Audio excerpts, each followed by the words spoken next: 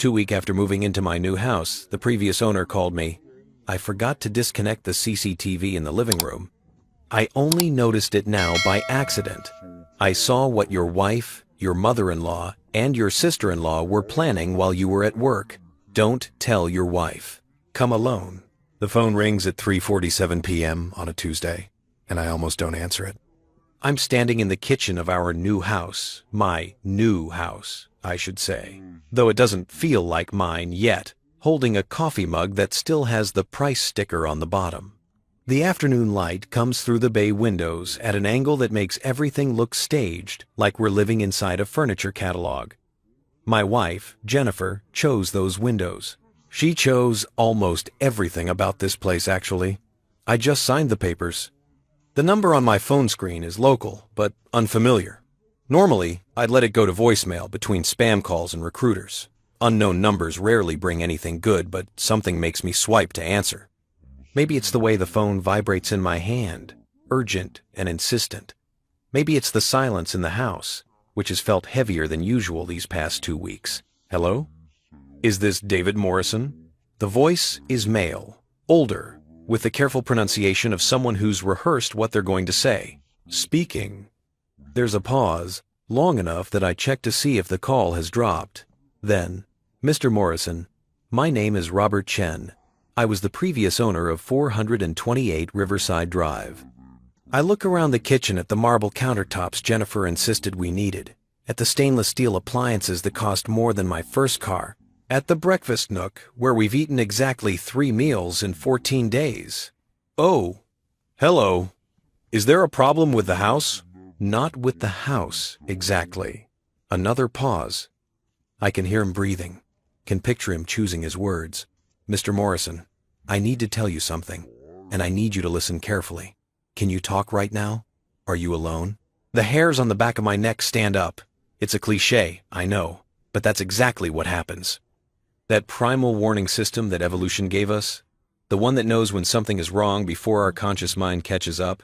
I'm alone, I say, which is true. Jennifer is at her mother's house. She's been spending a lot of time there since we moved in, helping with the garden, she says, or planning Melissa's baby shower, or just having lunch. Always something, always gone. Good, that's good. Robert Chen clears his throat. Mr. Morrison, when I sold you the house, I thought I disconnected everything. Security system, smart home features, all of it. But I made a mistake. There's a camera, a CCTV camera in the living room, hidden in the ceiling smoke detector. I installed it myself 5 years ago after a break-in scare. It's completely invisible unless you know it's there. I walk from the kitchen into the living room, my feet silent on the hardwood floors Jennifer picked out because they matched a Pinterest board she'd shown me. I look up at the ceiling. There are 3 smoke detectors in the open concept space. They all look identical. Okay, I say slowly. So, you want to come disconnect it? I already disconnected the feed remotely, he says quickly. That's not why I'm calling. Mr. Morrison. David, the camera has been recording to a cloud server. My cloud server. I only discovered this yesterday when I was reviewing my storage subscriptions. I was going to just delete everything without looking, but the file sizes were large, which meant there was recent activity, and He trails off. I watched some of it, not all of it, just enough. My heart is doing something strange in my chest. Not racing, that would almost be better. Instead, it's beating too slowly, each thump heavy and deliberate, like footsteps in an empty hallway. Enough for what? Enough to know that you need to see this. Enough to know that what I saw, it's not my business. But if I were you, I'd want to know. I'd need to know. I sit down on the sectional sofa, Jennifer's choice, of course, cream-colored and expensive and utterly impractical for actual living. The leather is cool against my back. What did you see? I can't tell you over the phone. You need to see the footage yourself. But David, I need you to promise me something. Don't tell your wife I called. Don't tell anyone. Come alone. The word alone lands like a stone in water, sending ripples outward. Why? Because what I saw involves your wife, and her mother, and her sister, the three of them, in your living room, while you were at work, and they were planning something. The room seems to tilt slightly. I grip the edge of the sofa cushion to steady myself, feeling the expensive leather compress under my fingers. Planning what? I'll show you the footage. I've downloaded it to a hard drive. We can meet somewhere public, somewhere neutral. But you need to come alone, and you need to not tell them about this call. David, I'm a stranger to you. I have no reason to lie, but I also have no reason to get involved in your life. I'm doing this because... He pauses. Because I was married once, and because if someone had told me what I needed to know sooner, maybe things would have been different. His voice has a weight to it now, something sad and old. When? I ask. Tomorrow. There's a coffee shop downtown, the Grindhouse, on 3rd Street. Do you know it? I know it. 2 o'clock. I'll be in the back booth. I'll have a laptop bag. Don't bring your phone, actually. Bring it, but leave it in your car, just in case. Just in case of what? Just in case someone is monitoring more than you think. The call ends.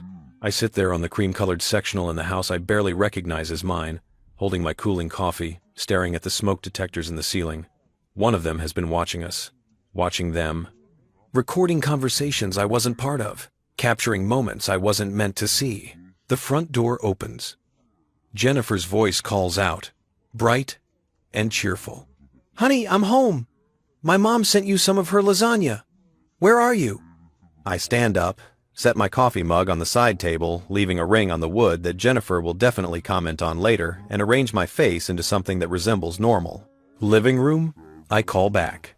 She appears in the archway, my wife of 6 years, holding a casserole dish wrapped in foil. She's wearing a blue sundress I've never seen before. Her blonde hair caught up in that effortlessly messy way that actually takes considerable effort. She's beautiful. I've always thought so. Even now, with Robert Chen's words echoing in my head, they were planning something I can acknowledge, that she's beautiful. You okay? She asks, tilting her head. You look pale. Just tired. Work stuff. You work too hard. She sets the casserole on the kitchen counter and comes to me, wrapping her arms around my waist, pressing her face against my chest. She smells like her mother's house, that specific combination of potpourri and expensive candles that Elizabeth Morrison has in every room. You need to learn to relax. That's why we bought this place. Remember? Fresh start. New chapter. I put my arms around her because that's what you do. That's what husbands do. But I'm looking over her shoulder at the smoke detectors, wondering which one has been bearing witness to whatever it is I'm not supposed to know about. Yeah, I say. Fresh start. That night, I barely sleep. Jennifer is beside me in our king-sized bed, her choice of mattress, her choice of sheets, her choice of bedroom furniture breathing deeply in that perfect sleeper's rhythm. I lie on my back and watch the ceiling fan rotate, its shadow blades cutting through the ambient light from the street. They were planning something. The words loop in my mind, gaining weight with each repetition. Planning what?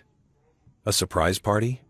That seems absurdly optimistic given the drama of Robert Chen's phone call, the insistence on secrecy, the ominous tone. But what else? What could my wife, my mother-in-law, and my sister-in-law be planning that requires such clandestine coordination? I think about the past 2 weeks in this house.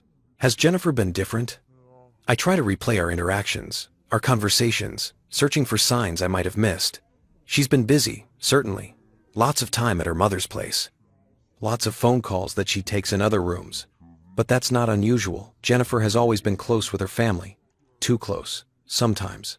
Her mother has opinions about everything, from our finances to our sex life, and Jennifer shares more with Elizabeth than I'm strictly comfortable with. But planning something? Something secretive enough that a stranger felt compelled to warn me? At 2:17 a.m., I give up on sleep and go downstairs. The house is different at night. The clean lines and carefully curated spaces that look so perfect during the day become almost sinister in the darkness. I don't turn on lights, just let my eyes adjust, navigating by the pale glow of the street lamps outside. I stand in the living room and look up at the smoke detectors. There are three of them. The one in the center, directly above the sofa. The one by the window. The one near the hallway. Which one is watching? Does it matter? I try to remember the past 2 weeks. What have we done in this room? We've unpacked boxes here. We've eaten takeout on the sofa while watching Netflix. Jennifer has had her mother and sister over twice. No, 3 times. I was at work for 2 of those visits. What did they talk about? What did they plan? I pull out my phone and nearly search for hidden cameras and smoke detectors before I remember Robert Chen's warning. Don't bring your phone, actually. Bring it, but leave it in your car. Just in case someone is monitoring more than you think. Paranoia or prudence? At 2:17 a.m. in a house that still doesn't feel like home, the distinction seems dangerously thin. I put my phone face down on the coffee table and sit in the darkness, alone with my thoughts and the invisible eye in the ceiling that's already seen too much. The next morning, Jennifer is cheerful over breakfast. She's made eggs the way I like them, over easy, with the yolks still runny, and there's fresh coffee in my favorite mug, the one I brought from my old apartment. The one she usually complains doesn't match our kitchen aesthetic. You're being nice, I observe. She laughs. That light, musical sound that first attracted me to her at a friend's barbecue 6 years ago. I'm always nice to you. Suspiciously nice. Can't a wife do something kind for her husband without being suspected of ulterior motives? But she's smiling when she says it, and for a moment, just a moment, I let myself believe that Robert Chen is crazy, that there's been some mistake, that the footage he has shows nothing more sinister than 3 women talking about paint colors or baby shower decorations. Then Jennifer's phone buzzes on the counter. She glances at it, and something crosses her face. Not quite guilty, not quite anxious, but something in that family of expressions. She picks up the phone, reads the message, and types a quick reply. Who was that? I ask, trying to keep my tone casual. Just my mom. She wants me to come over this afternoon. Again? She's lonely, David. Since Dad died, the house feels too big for her. Melissa and I try to keep her company. I know. I'm not criticizing. It's good that you're there for her. But I'm watching her face as she cuts into her toast, and I'm wondering what messages pass between her and her mother, what words they exchange that I'm not meant to see. Just like I wasn't meant to see whatever happened in this living room while I was at work, earning the money that paid for this house, this kitchen, this expensive breakfast nook where we're sitting. I check my watch. 6 hours until my meeting with Robert Chen. 6 hours until I learn what my own home has been hiding from me. I have to work late tonight. I lie. Conference call with the Singapore office. Jennifer nods without looking up. That's fine. I'll probably stay at Mom's for dinner then. She's making pot roast. How convenient, I think. How perfectly, suspiciously convenient.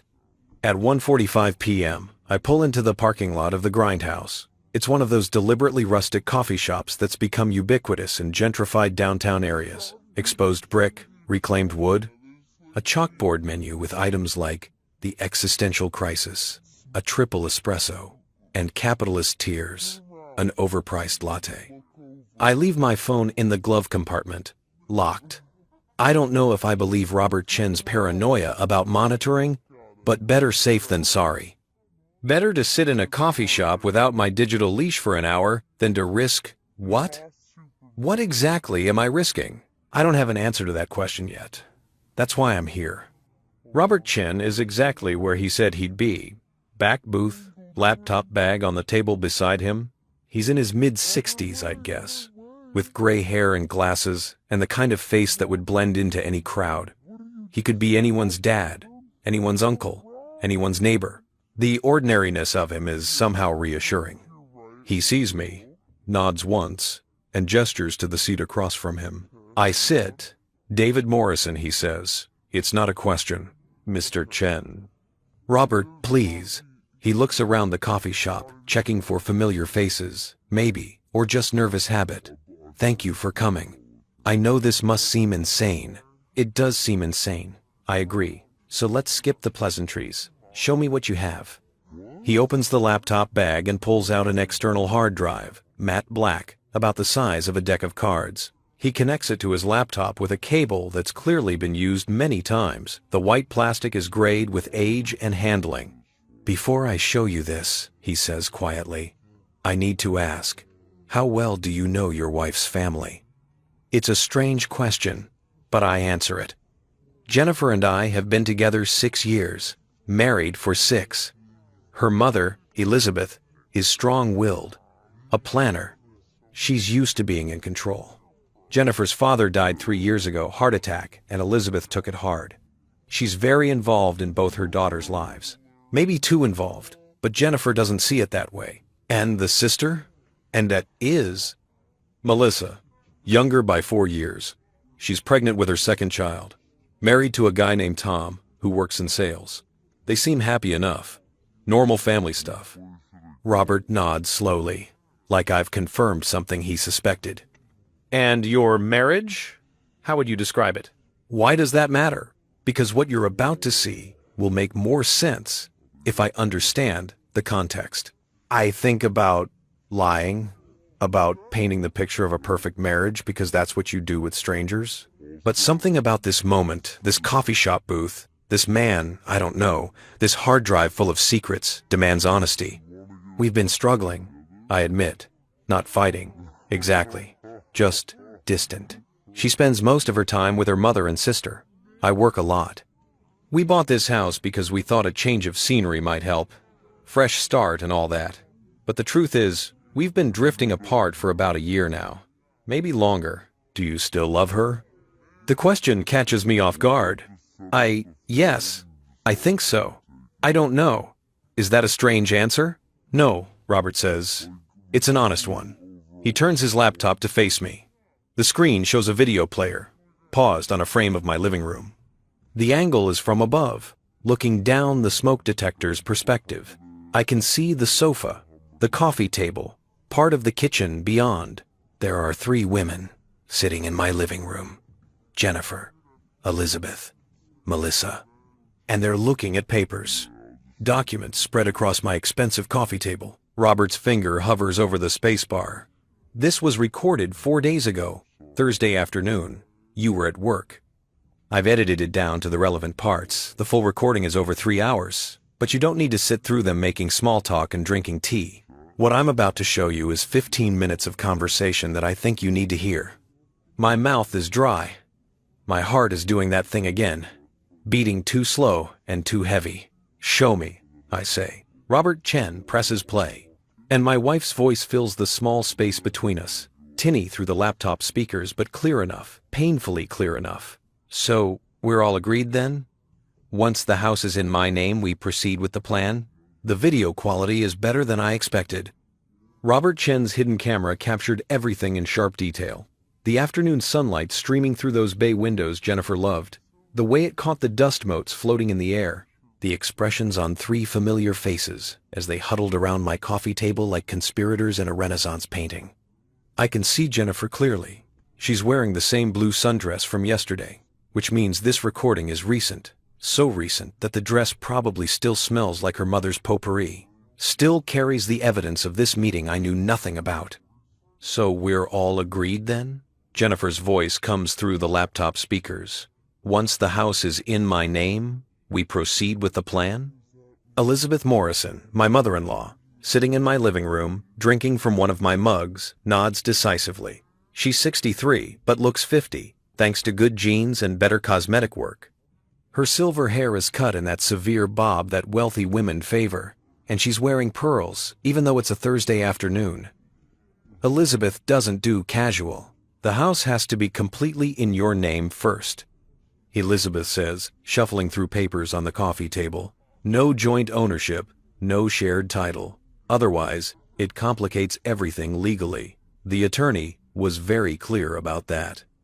The attorney, I repeat quietly, more to myself than to Robert Chen. My voice sounds hollow. On screen, Melissa, Jennifer's younger sister, 7 months pregnant and glowing with it, leans forward. And you're sure David won't notice? The title transfer? Jennifer laughs. It's a sound I know intimately, have heard thousands of times across 6 years. But hearing it now, in this context, it sounds different, sharper, colder, David doesn't pay attention to paperwork, Jennifer says. He just signs whatever I put in front of him. He's always been like that. Too trusting. Too busy with work to bother with the details. Who? The words land like physical blows. Each one precise, targeted, deliberately aimed at the parts of me that are already tender with doubt. Robert Chen pauses the video. Do you want to keep watching? I can't speak, can barely breathe. I manage a nod. He presses play. Elizabeth pulls a document from the stack on the table, holds it up to the light streaming through those perfect bay windows. This is the quitclaim deed. Once he signs this, the house transfers entirely to you, Jennifer. It removes his name from the title completely. Then we can proceed with Phase 2. Phase 2, I whisper.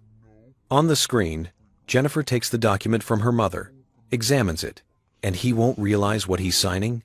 Not if you bury it in the stack of refinancing papers like we discussed. Elizabeth's smile is sharp enough to cut glass. Men never read what they sign. Especially not men like David, who think they're above the tedious business of household management. He'll see mortgage documents and sign wherever you tell him to. Melissa giggles, actually giggles, her hand on her pregnant belly. It's almost too easy. It's justice, Elizabeth corrects her. And her voice takes on that imperious tone I've heard her use 1,000 times, usually when discussing people she considers beneath her. David has been holding Jennifer back for years. This house, this neighborhood, it should have happened years ago. But his middle-class sensibilities, his pathetic little job, his refusal to accept help from family, he's been an anchor around her neck. I feel Robert Chen's eyes on me, but I can't look away from the screen. Can't stop watching my wife nod in agreement with her mother's assessment of me. My wife, who I've loved, do love, present tense, even now sitting in the home I worked overtime to afford, agreeing that I'm an anchor.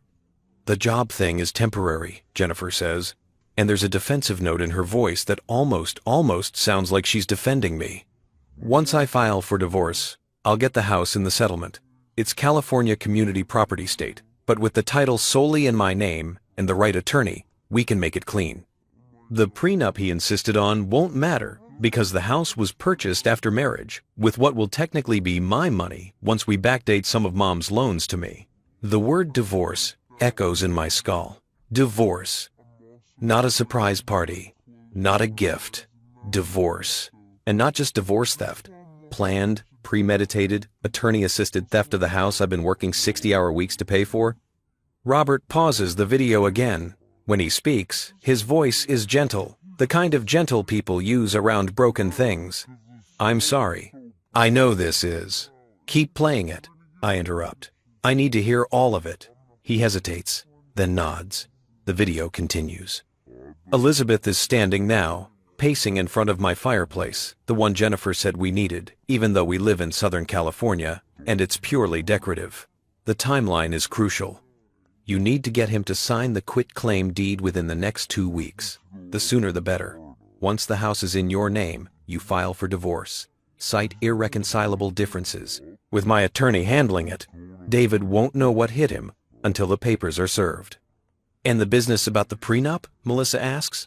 The prenup protects his precious savings and his future earnings, Elizabeth says dismissively. It says nothing about property acquired during the marriage with family money. And thanks to the creative loan structure my attorney created, we can prove that the down payment and the mortgage payments have all been gifts from me to Jennifer that David simply benefited from. Jennifer is nodding, taking notes on her phone. My wife, my partner, taking notes on how to rob me. What about his reaction? Jennifer asks quietly, when he realizes what's happened. Elizabeth waves this away like it's a trivial concern. What can he do? By the time he understands the situation, it'll be too late. The house will be yours, legally and entirely. He can hire an attorney if he wants, but fighting it will cost him tens of thousands of dollars and months of litigation. And frankly, darling, David doesn't have that kind of fight in him. He never has. The casual cruelty of it takes my breath away. The way she speaks about me like I'm a problem to be managed, an obstacle to be overcome. A person so inconsequential that my reaction to being systematically defrauded is barely worth considering. I almost feel bad, Melissa offers, but she's smiling when she says it. He's not a terrible guy. A bit boring, but not terrible. He's dead weight, Elizabeth snaps. And you don't feel bad about cutting loose dead weight. You feel relieved.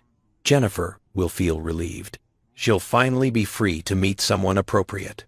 Someone from our circle. Someone who can give her the life she deserves, not this. She gestures vaguely around the living room. This middle-class mediocrity. I've heard enough. More than enough. But I can't look away. It's like watching a car accident in slow motion, horrifying and hypnotic in equal measure. Jennifer stands up, walks to the window, looks out at the yard I've been planning to landscape. What if he doesn't sign? He will, Elizabeth says with absolute certainty. You'll make sure of it. Be sweet. Be attentive. Make him dinner. Sleep with him if you have to. Whatever it takes to keep him comfortable and unsuspecting until that signature is on the paper. Men are simple creatures, Jennifer. They're easy to manipulate if you know which buttons to push. The video continues for another few minutes. Logistics, timeline discussions, a brief debate about whether Jennifer should wait until after Melissa's baby shower to file the divorce papers. They decide to wait because Elizabeth doesn't want drama at the party. Then the three of them gather up their papers. Elizabeth makes a joke about taking the evidence with them, and they leave. The last shot is of my empty living room. Sunlight fading as afternoon turns to evening. The cream-colored sectional, pristine and perfectly arranged. Robert Chen closes the laptop. We sit in silence. Around us, the coffee shop continues its normal operation. Espresso machines hissing, conversations overlapping, someone's laptop playing music just a bit too loud. Normal life, proceeding normally, while my entire world restructures itself in my head. There's more, Robert says finally. 2 other recordings, one from last week where they discuss the actual divorce proceedings in detail, another from this Monday where Elizabeth brought the actual documents, the ones they're planning to have you sign. I want copies, I say. My voice is surprisingly steady. Everything. All the footage. I have it all on this drive. He slides the small black rectangle across the table. Password protected. The password is on this. He hands me a piece of paper folded in half. I suggest you find a very good attorney. One your wife doesn't know. One her mother's money can't influence. I take the hard drive, hold it in my palm. It's almost weightless, this little device that contains the evidence of my wife's betrayal, my mother-in-law's manipulation, my sister-in-law's complicity. Truth always feels like it should be heavier. Why are you helping me, I ask. You don't know me. You have nothing to gain from this. Robert takes off his glasses, cleans them with the edge of his shirt, a stalling tactic, giving himself time to formulate his answer. I told you I was married once. My wife and her family, they did something similar to me. Not exactly the same, but close enough. And no one warned me. No one showed me the evidence until it was too late. I lost everything. The house, my savings, my business. It took me 10 years to rebuild my life. He puts his glasses back on, meets my eyes. I sold you that house because I was downsizing, moving closer to my daughter. It's a good house. I was happy there for many years. And when I saw what was happening in that living room, what they were planning, he shakes his head. I couldn't let it happen again, not if I could prevent it. Thank you, I say, and the words feel inadequate for what he's given me. Not just evidence, though, that's valuable beyond measure, but time. The opportunity to act before it's too late. I don't know how to repay. You don't repay it, he interrupts. You just don't let them win. You protect yourself. You're smarter than they think you are, and you have something they don't expect you to have. What's that? The truth. He closes his laptop, puts it in his bag, and truth, properly leveraged, is the most powerful weapon there is. I sit in my car in the Grindhouse parking lot for 20 minutes before I remember that I'm supposed to retrieve my phone from the glove compartment. My hands are shaking when I unlock it. 17 messages, all from Jennifer. Where are you? Called your office? They said you left early. Starting to worry. David, seriously, call me. This isn't funny. The progression from casual inquiry to frustration to what might be actual concern would be touching if I didn't know what I know now. If I hadn't just watched footage of her plotting to steal my house, planning her exit strategy with her mother's attorney, laughing about how easy I am to manipulate. I text back. Sorry, phone died. Stepped out for coffee. Home soon. Her response is immediate. Okay, good. Was worried. Mom invited us for dinner. Want to go? The audacity of it. The sheer, breathtaking audacity of asking me to have dinner with the people actively conspiring against me. Sure, I type. Sounds great. Because that's what I do now. I pretend. I play the role of the oblivious husband, the easy mark, the man too busy and too trusting to notice the trap closing around him. But now I'm pretending with purpose. Now I'm pretending while I plan. I drive home slowly, giving myself time to think. The hard drive is in my jacket pocket, solid and real and full of evidence. But evidence is only useful if I use it correctly. If I go home and confront Jennifer now, she'll have time to regroup, to call her mother's attorney, to spin some story that makes me look paranoid, or crazy, or abusive. If I show my hand too early, I lose the advantage. No. What I need is a strategy. What I need is my own attorney, one who can tell me exactly how to protect myself, how to use this footage, how to turn their plan against them. What I need is to be smarter than they think I am. The house looks exactly the same when I pull into the driveway. Same perfect facade. Same meticulously maintained landscaping that Jennifer hired professionals to install because my own efforts weren't elevated enough. Same bay windows reflecting the late afternoon sun. But I see it differently now. This isn't my home. It's a crime scene. A stage where a performance has been happening without my knowledge, where I've been playing the fool while the real drama unfolds in my absence. Jennifer's car is in the garage. She's home from her mother's already, probably freshening up before dinner. Probably checking her phone to make sure I'm not suspicious. Probably reviewing her mental notes on which buttons to push to keep me compliant. Be sweet. Be attentive. Sleep with him if you have to. I take a breath. 2, 3. Then I get out of the car and walk to the front door. The hard drive, a comfortable weight in my pocket. My face arranged in the expression of a man who knows nothing, suspects nothing, fears nothing. The door opens before I can reach for my keys. Jennifer is there, freshly showered, wearing the perfume I bought her for her birthday, smiling that smile that used to make my heart race. There you are, she says, and pulls me into a hug. I was starting to think you'd been kidnapped. I hug her back. Her hair smells like vanilla. Her body fits against mine the way it has for 6 years, and for just a moment, one traitorous, foolish moment, I want to believe this is real. That the footage was faked? That Robert Chen is crazy? That my wife loves me and this is all some terrible misunderstanding? Then I remember her voice on the recording. David doesn't pay attention to paperwork. He just signs whatever I put in front of him. I pull back, give her my best approximation of a normal smile. Just needed some air. Work's been stressful. I know, baby. That's why you need a break. Mom's making your favorite pot roast with those little potatoes you like. And Melissa will be there. It'll be nice. Family dinner. Family dinner. With the 3 women who are actively planning to rob me. Can't wait, I say. And I mean it.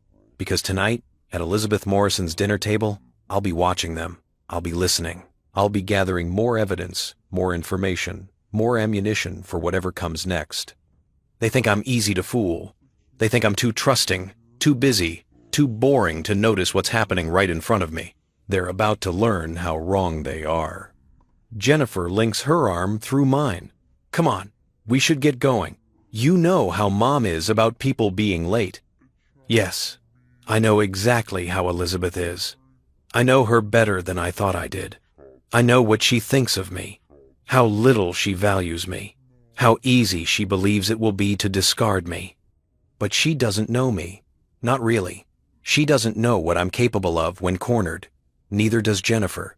Neither does Melissa. They're about to find out.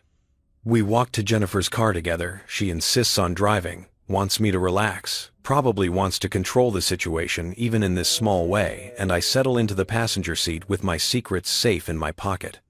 Robert Chen was right about one thing. Truth, properly leveraged, is the most powerful weapon there is. And I'm about to become very well armed. Elizabeth Morrison's house is everything mine is not. Where our new place is modern and open concept, hers is traditional and compartmentalized, a sprawling Tudor-style estate in the kind of neighborhood where the houses have names instead of just numbers. Ashworth Manor, the tasteful bronze plaque by the front door announces, as if anyone could forget which monument to wealth they're visiting. Jennifer parks in the circular driveway, behind Melissa's Mercedes SUV, a vehicle far too expensive for a sales manager's wife. But then again, Elizabeth has always been generous with her daughters. Generous with everything except approval, from what I've observed over the years. Though I'm starting to understand that observation might have been too shallow. I've been swimming in these waters for 6 years without realizing how deep they run, how dark they get beneath the surface. "You're quiet," Jennifer says, turning off the engine. Her hand finds mine across the center console, fingers interlacing in a gesture that used to feel natural and now feels like theater. "Everything okay?" "Just tired. Long day." "Well, Mom will cheer you up. She always does." This statement is so fundamentally untrue that I almost laugh. Elizabeth Morrison has never cheered me up. She tolerates me, patronizes me, occasionally deigns to acknowledge my existence in her daughter's life, but cheer me up? That would require her to see me as a person worthy of emotional investment rather than an obstacle to be eventually overcome. Which, I now know, is exactly how she sees me. An obstacle, dead weight, middle-class mediocrity. The front door opens before we reach it. Elizabeth herself, dressed in what I've learned to recognize as casual entertaining attire, slacks that probably cost more than my monthly car payment, a silk blouse in that particular shade of cream that only wealthy people can maintain, pearls at her throat. Always pearls. I wonder if she sleeps in them. "Jennifer, darling." She embraces her daughter with genuine warmth, the kind of physical affection I've rarely seen her display. Then her eyes land on me, and the warmth doesn't exactly disappear, but it transforms, becomes something more calculated. "David, so good of you to come. I know how busy you are with work." There's something in the way she says work, a subtle inflection that manages to be both dismissive and sympathetic at once. Poor David, working so hard at his little job. How quaint. "Elizabeth, thank you for having us." "Always. Come in, come in." Melissa's already here with Tom. They're in the sitting room. The sitting room. As opposed to the living room, the drawing room, the parlor, the library, or any of the other 7 rooms in this house where one might theoretically sit. Elizabeth's home is a warren of formal spaces, each with its own designated purpose, its own set of rules and expectations. I've never felt comfortable here, even before I knew what I know now. The house smells like it always does. Expensive candles and furniture polish, and something else, something harder to define. Old money, maybe. Inherited certainty. The scent of people who've never questioned their right to the space they occupy in the world. Melissa is indeed in the sitting room, sprawled on a love seat, with her hands on her pregnant belly, looking every inch the glowing mother-to-be. Her husband Tom is beside her, scrolling through his phone with the glazed expression of a man who's learned that his presence is required but his participation is optional. "David." Melissa brightens when she sees me, and for a disorienting moment, I wonder if I imagined the footage, if Robert Chen somehow staged it. This is Melissa, as I've always known, her sweet, slightly ditzy, harmless, not the woman who giggled about how easy I am to fool. "You look exhausted. Jennifer, you're working him too hard." "His job is working him too hard," Jennifer corrects, settling onto the sofa. "I keep telling him he needs to set boundaries, but you know, David, always the dedicated employee." Tom looks up from his phone long enough to nod at me. "Brutal out there, man. I don't know how you do it, corporate life. At least in sales, I'm my own boss." He's not his own boss. He works for a medical device company and has a district manager who calls him every Monday morning to review his numbers. But I don't correct him. Why would I? Let him have his illusions. God knows I've been living with mine. Elizabeth appears with a tray of cocktails, martinis, perfectly made, in glasses that catch the light from the crystal chandelier above. I thought we could have a civilized drink before dinner. The roast needs another 20 minutes. She hands me a martini, and our eyes meet for just a second. In that second, I see it, the calculation, the assessment, the subtle evaluation of whether I suspect anything. I see her seeing me, and I see what she expects to find. Nothing. No awareness, no intelligence, just David, the simple, trusting fool who signs whatever papers his wife puts in front of him. I take the drink and smile. This is perfect, Elizabeth, thank you. You're welcome, dear. She settles into her chair, the one that's clearly hers, positioned to command the room, and raises her glass. To family, we echo, and the crystal chimes as we toast.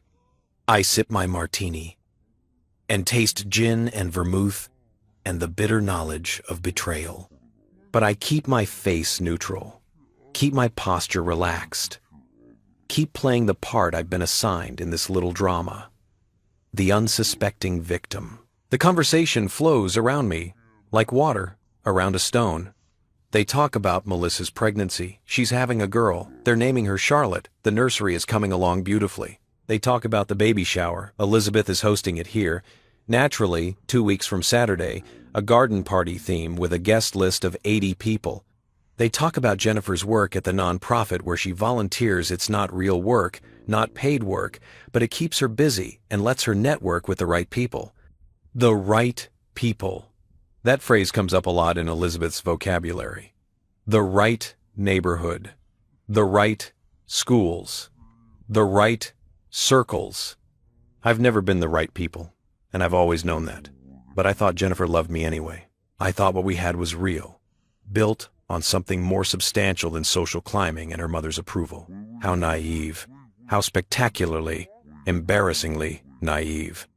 David, you're very quiet tonight. Elizabeth's voice cuts through my thoughts. All eyes turn to me. Jennifer, concerned. Melissa, curious. Tom, barely interested. Elizabeth, watching. Always watching. Just enjoying listening, I say. It's nice to be around family. Work's been so isolating lately. Jennifer's hand finds my knee, squeezes. He's been working such long hours, I barely see him. That's not sustainable, Elizabeth says, and there's genuine sounding concern in her voice. If I didn't know better, I'd believe it. You'll burn yourself out, David. And for what? These companies don't care about you.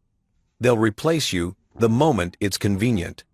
Mom, Jennifer says, but there's no real reproach in it. It's true, darling. David needs to think about his future, his health. Work-life balance is so important. I wonder if she realizes how ironic this is.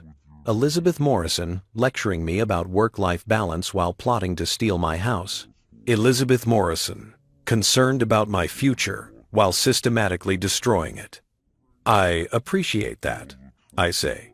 Actually, I've been thinking about making some changes, taking stock of my life, my assets, making sure everything's in order. Something flickers in Elizabeth's eyes. Not quite alarm, but close. A sharpening of focus. That's very wise, she says smoothly. It's good to be organized. In fact, Jennifer mentioned you two have been dealing with all the paperwork from the new house purchase. So tedious, isn't it? All those documents. Here it is. The opening. The setup. Jennifer picks up the thread seamlessly. God, yes. Stacks and stacks of papers. The mortgage documents alone are ridiculous. I told David we should just hire someone to handle it, but he insists on reading everything himself. This is a lie. I've never insisted on reading everything myself. In fact, they're right. I usually just sign where Jennifer tells me to sign, trusting that she's handled the details. But now she's laying groundwork, creating a narrative where I'm supposedly meticulous about paperwork, which will make it easier to explain away any discrepancies later. Look, she'll say, He read everything. He knew what he was signing. I don't read everything, I say mildly. I trust Jennifer to handle the household finances. She's always been better at that stuff than me. The relief in the room is almost palpable. Elizabeth's shoulders relax fractionally. Jennifer's smile becomes more genuine. Well, that's what partnership is about, Elizabeth says. Division of labor, playing to each other's strengths. Exactly, Jennifer agrees. David handles his career. I handle the home. It works for us. Melissa shifts on the love seat, one hand rubbing her belly. I wish Tom and I had that kind of system. He's useless with paperwork, bills, documents, all of it. It all falls on me. Tom doesn't even look up from his phone. You're better at it, babe. See? Elizabeth gestures with her martini glass. Men are simple creatures. They want to provide, to work, to feel useful. But the day-to-day management, the details, the planning, that's women's work. And thank God for it, or nothing would ever get done. I remember her voice from the recording. Men are simple creatures, Jennifer. They're easy to manipulate if you know which buttons to push. I take another sip of my martini to wash down the rage that's building in my throat. Simple creatures, easy to manipulate. They're sitting here, in this opulent room, drinking expensive gin, discussing their systematic deception of me like it's household management. Like I'm a problem to be solved, rather than a person to be respected. You're absolutely right, I say, and my voice is steady, calm. I don't know what I'd do without Jennifer handling all those details. She's saved me from so many headaches. Jennifer leans against me, her head on my shoulder. That's what I'm here for. The physical contact should be comforting. Instead, it feels like a snake coiling around its prey. Dinner is served in the formal dining room, at a table that could seat 12, but tonight holds only 5. Elizabeth at the head, naturally. Jennifer to her right. Me beside Jennifer. Melissa and Tom across from us. The pot roast is perfect, because everything Elizabeth does is perfect. The potatoes are exactly the right texture. The vegetables are seasoned precisely. The wine is a Bordeaux that probably costs more than my weekly grocery budget. We eat and talk and laugh, and I watch them. I watch Elizabeth directing the conversation, like a conductor with an orchestra, guiding topics, steering us away from anything controversial or unpleasant. I watch Jennifer, animated and bright, the daughter seeking approval, the wife playing her role. I watch Melissa, content in her pregnancy, secure in her place within the family structure. And I watch myself from the outside, seeing clearly for perhaps the first time how I've been positioned in this family dynamic. I'm not a member. I'm not even really a guest. I'm a temporary fixture, a phase Jennifer is going through, an inconvenience to be eventually resolved. David, you seem distracted. Elizabeth again, always observing, always assessing. Is the roast all right? It's delicious. I'm just thinking about work. Always working. She shakes her head with performative sympathy. You need a vacation. Both of you do. Maybe after things settle down with the new house. After things settle down. After I've signed away my rights to the property. After the trap has closed. That's a wonderful idea, Jennifer says. We could go somewhere tropical. The Maldives, maybe. Or Bora Bora. I'd be happy to help with that, Elizabeth offers. Consider it a housewarming gift.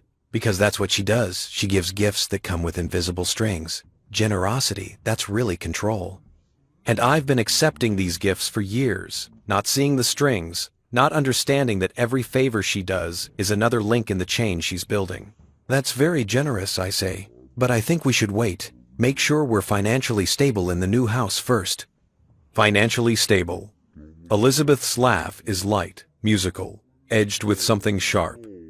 David, darling, you're always so serious about money. Life is meant to be lived, not saved for. That's easy to say when you have money to spare. The words come out sharper than I intended. The table goes quiet. Jennifer's hand tightens on my knee, a warning or a reassurance. I'm not sure which. Elizabeth regards me with those cool gray eyes. For a moment, just a moment, I see the real woman beneath the performance. The woman who thinks I'm dead weight. The woman who's orchestrating my removal from her daughter's life. I suppose it is, she says finally. But you work so hard, David. Surely you deserve to enjoy the fruits of your labor occasionally. The fruits of my labor. The house they're planning to steal. The life I've built that they're systematically dismantling. I enjoy what I have, I say, meeting her gaze. I don't take anything for granted. Something passes between us in that moment. She doesn't know that I know, but she senses something, some shift in the dynamic, some resistance where there should be compliance. Of course you don't, she says smoothly, and turns her attention to Melissa. Now, about the shower. I've been thinking we should have it catered by Bissett's. They did such a lovely job for the Caldwell wedding. The conversation moves on. The moment passes, but I've seen what I needed to see. Elizabeth Morrison is used to being in control, used to people deferring to her wishes, accepting her generosity, playing their assigned roles. But she's also wary, careful. She didn't get to where she is by being careless. Which means I need to be more careful than she is. We stay for coffee and dessert, a lavender creme brulee that Elizabeth's housekeeper prepared, served in delicate ramekins, with a tiny edible flower on top. We stay for more conversation, more wine, more performance. I play my part. I laugh at Tom's weak jokes. I compliment Elizabeth's cooking. I hold Jennifer's hand and let her lean against me and act like a man with nothing to hide and nothing to fear. But inside, I'm cataloging every word, every glance, every subtle interaction between these three women who think I'm too simple to notice their conspiracy. At 10 o'clock, we finally leave. Jennifer drives us home through streets lined with jacaranda trees, their purple blooms ghostly in the streetlights. That was nice, she says. Mom really does care about you, you know. She worries. I know. You were a little sharp with her about the money comment. I didn't mean to be. I'm just tired. I know, baby. Her hand finds mine in the dark car. But we're building something good here. The new house, our life together. It's all coming together. Coming together, falling apart. Two sides of the same process, I suppose. We pull into our driveway. Our perfect driveway, in our perfect neighborhood, in the house that might already be lost to me if I don't act fast enough, smart enough. Inside, Jennifer kisses me goodnight, a real kiss, passionate and warm, the kind that used to lead to more. And I kiss her back, because that's what I do now. I perform. I pretend. I keep my secrets close while I plan. Be sweet. Be attentive. Sleep with him if you have to. She's following her mother's playbook, and I'm letting her think it's working. I'm going to take a shower, she says, heading for the stairs. Don't stay up too late. I won't. But I do stay up. I wait until I hear the water running upstairs, until I know she's occupied. Then I take the hard drive from where I've hidden it in my jacket pocket and sit down at the desk in my study, the one room in this house that's still mine, still full of my books and my things and my life from before. I plug the hard drive into my laptop, enter the password Robert Chen gave me, and I start watching the other footage, the other conversations, the other evidence of my wife's betrayal, systematically documented by a camera she didn't know was there. Knowledge is power, they say. I'm about to become very powerful indeed. The second recording is from 6 days ago, Monday afternoon, 2 o'clock, according to the timestamp in the corner of the screen. I'm sitting in my study at midnight, headphones on so Jennifer won't hear if she wakes up, watching my living room fill with the three women who've become strangers to me in the span of 48 hours. The laptop screen casts a blue glow across my face, and I can see my reflection in the window beside me, a ghost watching ghosts. A man observing the systematic dismantling of his own life. Elizabeth arrives first. She lets herself in with a key I didn't know she had, carrying a leather portfolio that probably cost more than my first car. She sets it on the coffee table with the careful precision of someone handling valuable cargo, then walks to the kitchen, my kitchen, and helps herself to the espresso machine. The casual entitlement of it stuns me even now, even after everything. She's in my home, making coffee, preparing to plot against me, and she does it all with the comfortable authority of someone who believes they have every right to be there. Because in her mind, I suppose, she does. This house was bought with her money, or what will become her money, once their backdated loan scheme is in place. She probably sees herself as the real owner, with me as just an inconvenient tenant who needs to be evicted. Jennifer arrives 10 minutes later, and there's something in the way they greet each other that I've never noticed before. A synchronization. A unity of purpose. They're not just mother and daughter, they're co-conspirators, partners in a venture that has nothing to do with love or family, and everything to do with control and acquisition. "Is Melissa coming?" Jennifer asks, settling on the sofa. She can't. Morning sickness. But she's aware of the timeline. Elizabeth sits beside her daughter, opens the portfolio. I have the documents from Marcus. Marcus. That would be Marcus Whitfield, Elizabeth's attorney. I've met him exactly twice. Once at a charity gala Elizabeth dragged us to, once at her Christmas party last year. Silver-haired, expensive suit. The kind of lawyer who makes problems disappear for people who can afford him. "Show me," Jennifer says, and there's an eagerness in her voice that makes my chest tight. Elizabeth pulls out a stack of papers, spreads them across my coffee table like a dealer laying out cards. This is the quitclaim deed. Once David signs this, the house transfers entirely into your name. It's formatted to look like a standard refinancing document. Most people just see mortgage paperwork and sign wherever the little arrows point. She's right, I realize with a sick feeling. That's exactly what I would have done. What I've done 100 times before with insurance forms, bank documents, tax papers. Jennifer hands me a stack, points to the signature lines. I sign. Easy, efficient, trusting. Too trusting, as Jennifer said on that first recording. And he won't notice it's different from actual refinancing papers? Jennifer's examining the document, her brow furrowed in concentration.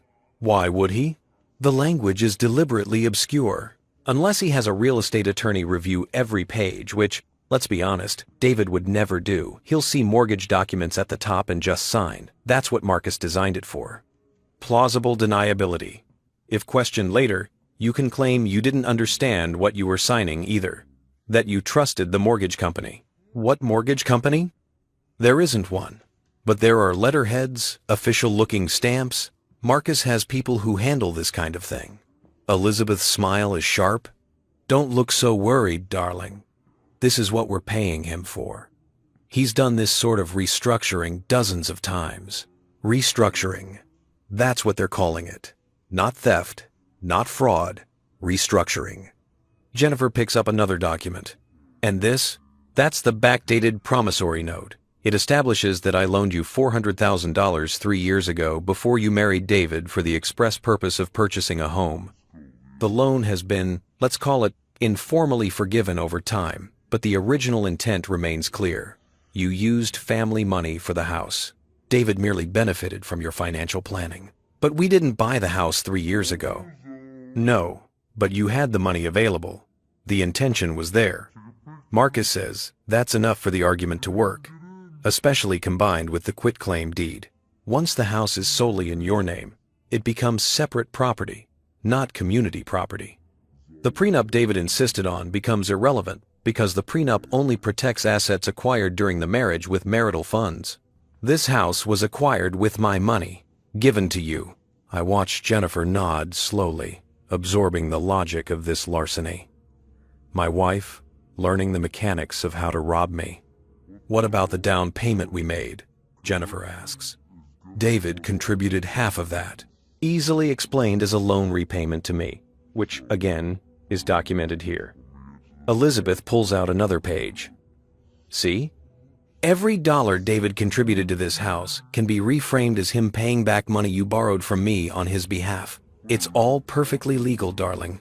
Unethical, perhaps, but legal. That's the beauty of it. Legal but unethical, the motto of expensive attorneys everywhere. When do I give these to him? Jennifer asks. Soon, this week, if possible. The longer we wait, the more risk there is that something changes.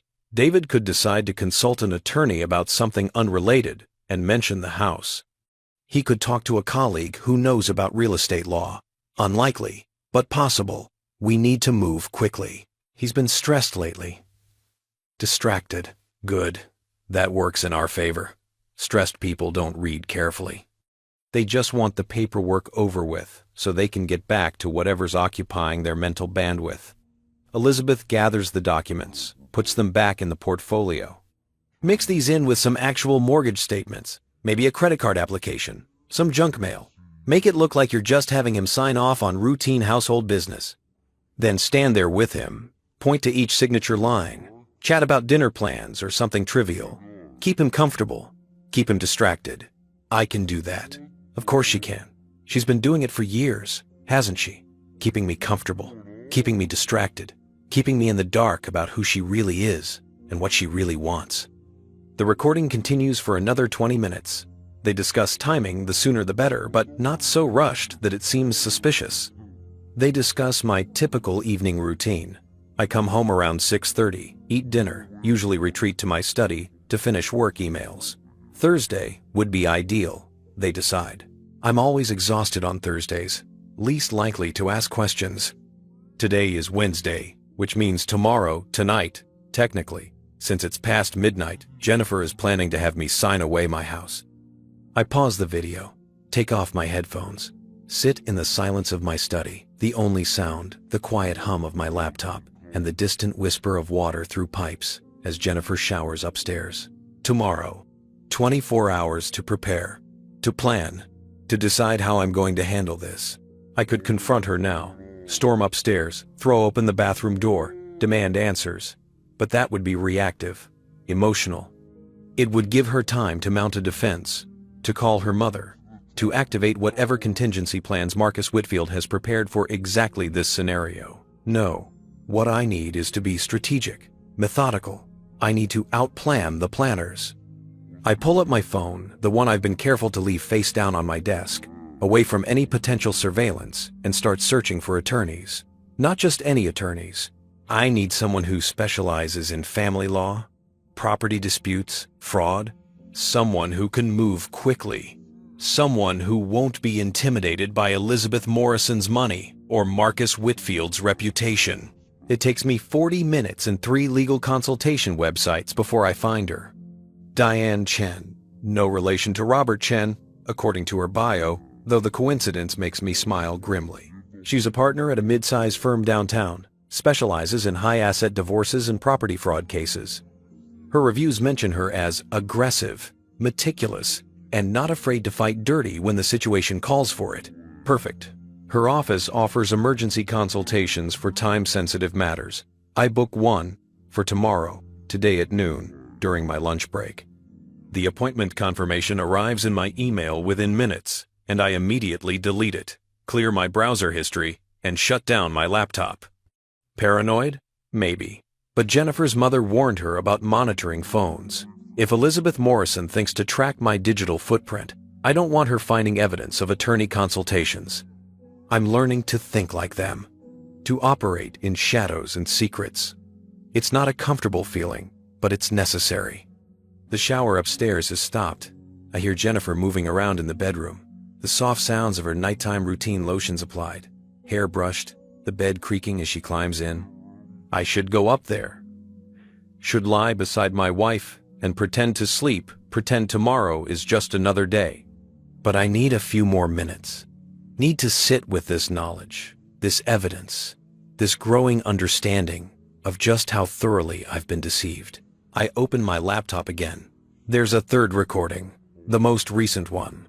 I press play. This one is from yesterday, Tuesday. The day after Elizabeth brought the documents. The day before Jennifer plans to have me sign them. It's just Jennifer this time, alone in the living room, on her phone, FaceTime, from the angle and the way she's holding her phone in front of her. I don't know, Mom. What if he reads them? Jennifer's voice is uncertain, younger sounding without the performance of confidence she maintains around me. Elizabeth's voice comes through tinny but clear. He won't read them, darling. We've been over this.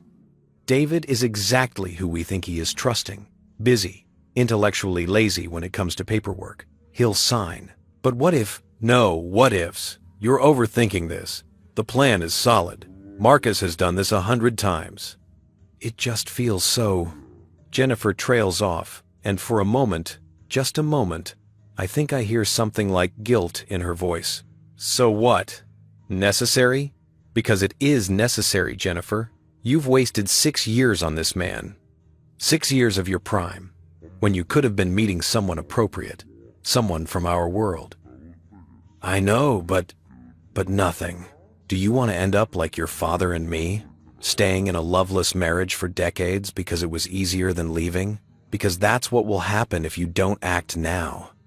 You'll wake up at 50, still married to David, still living a life that's smaller than you deserve. Jennifer is quiet. I watch her on the screen, this woman I've shared a bed with for 6 years, and try to read her expression. Is that doubt, regret, or just nervousness about executing the plan? He's not a bad person, Jennifer says finally. No, he's not. He's just the wrong person, and staying with the wrong person out of guilt or habit or fear of change, that's not kindness, darling. That's cowardice. You're right. You're always right. I know. Now, tomorrow night, Thursday, you'll have everything ready? Yes. I'll mix the documents in with the mortgage statements and the credit card application from Visa, just like you said. And you'll stay with him while he signs? Keep him talking? Keep him comfortable? Yes, Mom. I can do this. I know you can. You're stronger than you think. And once it's done, once you've filed for divorce, you'll be free. Free to find someone who can actually give you the life you've always wanted. The life she's always wanted. Not the life we built together.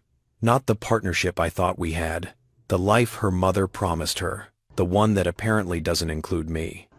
They talk for a few more minutes. Logistics. Timeline. What Jennifer should say if I ask questions about the documents. Then the call ends, and Jennifer sits alone on our sofa, staring at nothing. She stays there for almost 10 minutes, just sitting, thinking, and I watch her, this stranger who looks like my wife, and wonder what she's thinking. Does she feel guilty? Does she have second thoughts? Or is she just rehearsing her lines for tomorrow's performance? Finally, she stands up, gathers her phone, and leaves the living room. The camera captures the empty space, the coffee table where tomorrow night the documents will be spread, the sofa where I'll sit and sign away my home while my wife makes small talk and keeps me distracted. I close the laptop. My hands are shaking. Not with fear, with rage. Pure, crystalline rage that I haven't allowed myself to feel until now. I've been numb, shocked, operating on autopilot while I process the betrayal. But now, hearing Elizabeth dismiss 6 years of my life as wasted, hearing Jennifer agree without protest, hearing them plan my deception with such casual cruelty, now I feel it. They think I'm weak, trusting, intellectually lazy. They're about to learn exactly how wrong they are. I don't go upstairs until 2 in the morning. When I finally slide into bed beside Jennifer, she stirs, reaches for me in her sleep. Where were you? She mumbles. Couldn't sleep. Worked for a bit. Love you. The words should mean something. Once, they did. Once, hearing Jennifer say I love you could carry me through a difficult week, could make me feel valued and seen and necessary. Now, they're just sounds, air passing through vocal cords, shaped into syllables that have lost all meaning. Love you too, I whisper. Because that's my part in this script, the trusting husband, the easy mark. But tomorrow at noon, I'll be sitting in Diane Chen's office with a hard drive full of evidence. Tomorrow night, when Jennifer spreads those fraudulent documents across our coffee table and asks me to sign, I'll know exactly what they are. I'll know exactly what she's trying to do. And I'll have to decide, do I sign them? Do I let her think the plan worked, give her enough rope to hang herself? Or do I refuse, confront her, force the confrontation now before I have all my pieces in position? The strategic part of my brain says to sign them. Let her believe she's won. Let her file for divorce with the falsified documents. Then reveal that I knew all along, that I have evidence, that her entire scheme was built on the flawed assumption that I'm too stupid to notice when I'm being robbed. The emotional part of my brain wants to wake her up right now and demand answers. Wants to see her face when she realizes I know. Wants the immediate satisfaction of watching her carefully constructed plan collapse. But I've spent 6 years deferring to emotion, trusting my heart over my head, believing that love conquers all, and good intentions matter more than actions. Look where that got me. Time to let strategy lead for once. I lie in the dark beside my sleeping wife and plan. By the time dawn breaks through our bedroom window, filtering through the curtains Jennifer chose because they matched the duvet cover, I know exactly what I'm going to do. Thursday night, I'll sign every document Jennifer puts in front of me.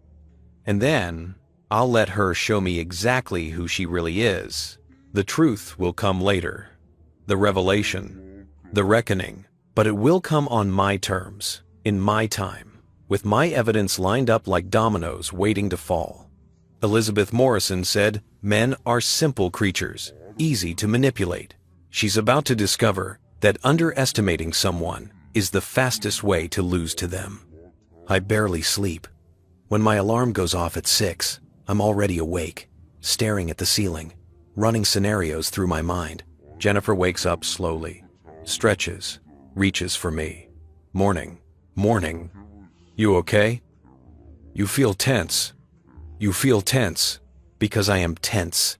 Because I'm lying next to someone who's planning to rob me and I have to pretend everything is normal. But I can't say that. Just thinking about work. Big presentation today. You'll do great. You always do. She kisses my shoulder, then gets up, heads to the bathroom. I hear the shower start. I get dressed in the dark, choosing clothes carefully. Meeting an attorney today. Need to look put together, professional, like someone who takes their life seriously, not the intellectually lazy fool Elizabeth Morrison thinks I am. Downstairs, I make coffee, toast, go through the motions of a normal morning while my phone sits on the counter. That appointment confirmation, hidden in my deleted items folder. Noon, Diane Chen's office. 6 hours, until I learn if there's any way to protect myself from what's coming. Jennifer appears in the kitchen doorway, already dressed, already perfect. "I'm having lunch with Melissa today. Baby shower planning. Sounds good. What time will you be home tonight?" Here it is. The setup. She needs to know when to have the documents ready, when to stage the signing. Probably around 6:30. Normal time. Perfect. I'll make dinner. That pasta you like. The pasta I like. She's following her mother's playbook exactly. Be sweet. Be attentive. Keep him comfortable. That sounds great, I say, and I mean it.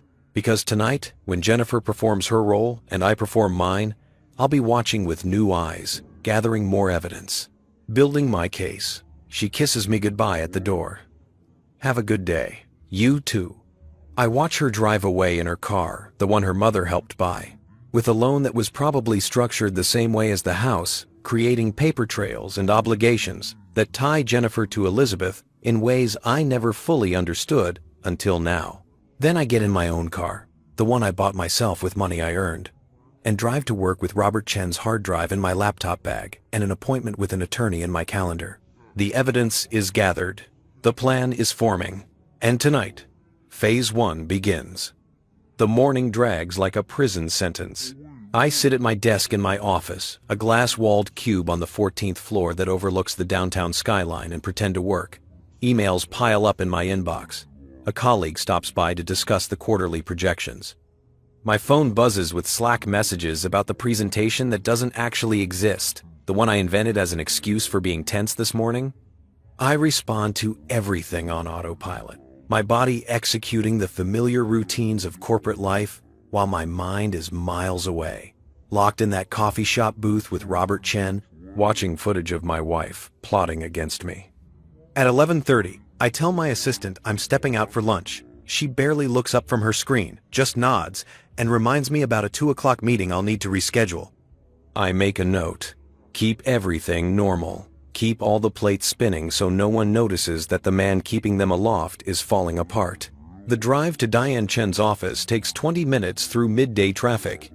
Her firm occupies the 5th floor of a steel and glass tower in the financial district, the kind of building that announces itself as serious, expensive, not to be trifled with. The lobby is all marble and chrome, the elevator silent and smooth, the hallway leading to her suite carpeted in that particular shade of gray that signals professional respectability. I'm 5 minutes early. The receptionist, a young man with perfect hair and a practiced smile, offers me water, coffee, A seat in the waiting area. I take the water, decline the seat, too nervous to sit, too wired to be still. At exactly noon, a woman emerges from an inner office. Diane Chen is not what I expected. I'd pictured someone older, severe, the stereotypical battle-axe divorce attorney in a power suit. Instead, she's maybe 40, wearing slacks and a silk blouse, her dark hair pulled back in a simple ponytail. She has the kind of face that could be kind or ruthless depending on the angle, and right now, as she extends her hand to shake mine, I can't tell which version I'm meeting. Mr. Morrison, thank you for coming on such short notice. Thank you for seeing me. Come on back. She leads me down a hallway lined with closed office doors, each one presumably hiding someone else's crisis, someone else's betrayal. I reviewed the intake form you filled out online. You mentioned time-sensitive property fraud concerns? Yes. We enter her office. It's smaller than I expected for a partner, but impeccably organized. Floor-to-ceiling bookshelves, lined with legal texts. A desk that's actually clear, except for a laptop and a yellow legal pad. 2 chairs facing each other across a small table by the window. She gestures for me to take one. Tell me everything, she says, settling into the opposite chair with her legal pad. Start from the beginning. Don't leave anything out, even if you think it's not relevant. I'll decide what matters. So I tell her. I tell her about the phone call from Robert Chen, about the hidden camera, about the footage of my wife and her mother and her sister planning to steal my house. I tell her about the quitclaim deed disguised as mortgage paperwork, about the backdated promissory notes, about Marcus Whitfield and his creative restructuring schemes. I tell her about tonight, about how Jennifer is planning to have me sign documents that will transfer the house entirely into her name, setting the stage for a divorce that will leave me with nothing. Diane Chen takes notes in neat, precise handwriting. She doesn't interrupt, doesn't gasp or shake her head, or show any reaction beyond the occasional thoughtful nod, just writes and listens, her face a mask of professional neutrality. When I finish, she sets down her pen. Do you have the footage? I pull out my laptop. The hard drive. Everything. 3 recordings total. Plus the password-protected drive with all the original files. Time-stamped and dated. Show me the most damning one. The one where they explicitly discuss the fraud. I pull up the second recording. The one from Monday, where Elizabeth walks Jennifer through the documents, explains the quitclaim deed, discusses the backdated loans. I skip ahead to the relevant sections. Let Diane watch as my mother-in-law outlines her scheme with the casual confidence of someone who's done this before. Diane's expression doesn't change, but something shifts in her posture, a sharpening, a focus. When the clip ends, she leans back in her chair. This is good. Very good. But it's also complicated. Complicated how? California's a 2-party consent state for recordings, which means that technically, this footage was obtained illegally. No one in that room consented to being recorded. My stomach drops. So it's not admissible? I didn't say that. I said it's complicated. She taps her pen against the legal pad. There are exceptions. The previous owner, Robert Chen, installed the camera in his own home for security purposes. That was legal. He then forgot to disconnect it when he sold the house. That's negligent, but not criminal. The fact that he discovered the recordings and shared them with you because he believed a crime was being planned, that puts us in murky territory. But they're planning fraud, doesn't that matter? It does. But we have to be strategic about how we use this evidence. If we go to court with illegally obtained recordings, even in service of preventing a crime, we risk having them thrown out. Or worse, having the focus shift to how the recordings were obtained rather than what they contain. So what do? Diane leans forward, her eyes sharp. We build a parallel case. We use what you know from the recordings to gather legitimate evidence. We document everything they do going forward. We let them think their plan is working while we quietly prepare our counteroffensive. You want me to sign the documents tonight? I want you to do exactly what they expect you to do. Sign where they tell you to sign. Act oblivious. Let Jennifer believe she's successfully transferred the house into her name. She pauses. But before you sign anything, I'm going to have you sign something for me. A declaration, sworn and notarized, stating that you were deceived about the nature of the documents, that you did not understand, you were signing a quitclaim deed, that you believed in good faith, you were signing mortgage refinancing paperwork. Will that hold up? It will give us grounds to challenge the transfer. Combined with the footage, which we'll introduce carefully through the right channels, we can demonstrate a pattern of fraud and deception. We can prove that you were deliberately misled by your wife and her mother with the assistance of an attorney who absolutely should have known better. The mention of Marcus Whitfield makes Diane's expression harden. I know Whitfield. He's slick, expensive, and has a reputation for skirting ethical lines.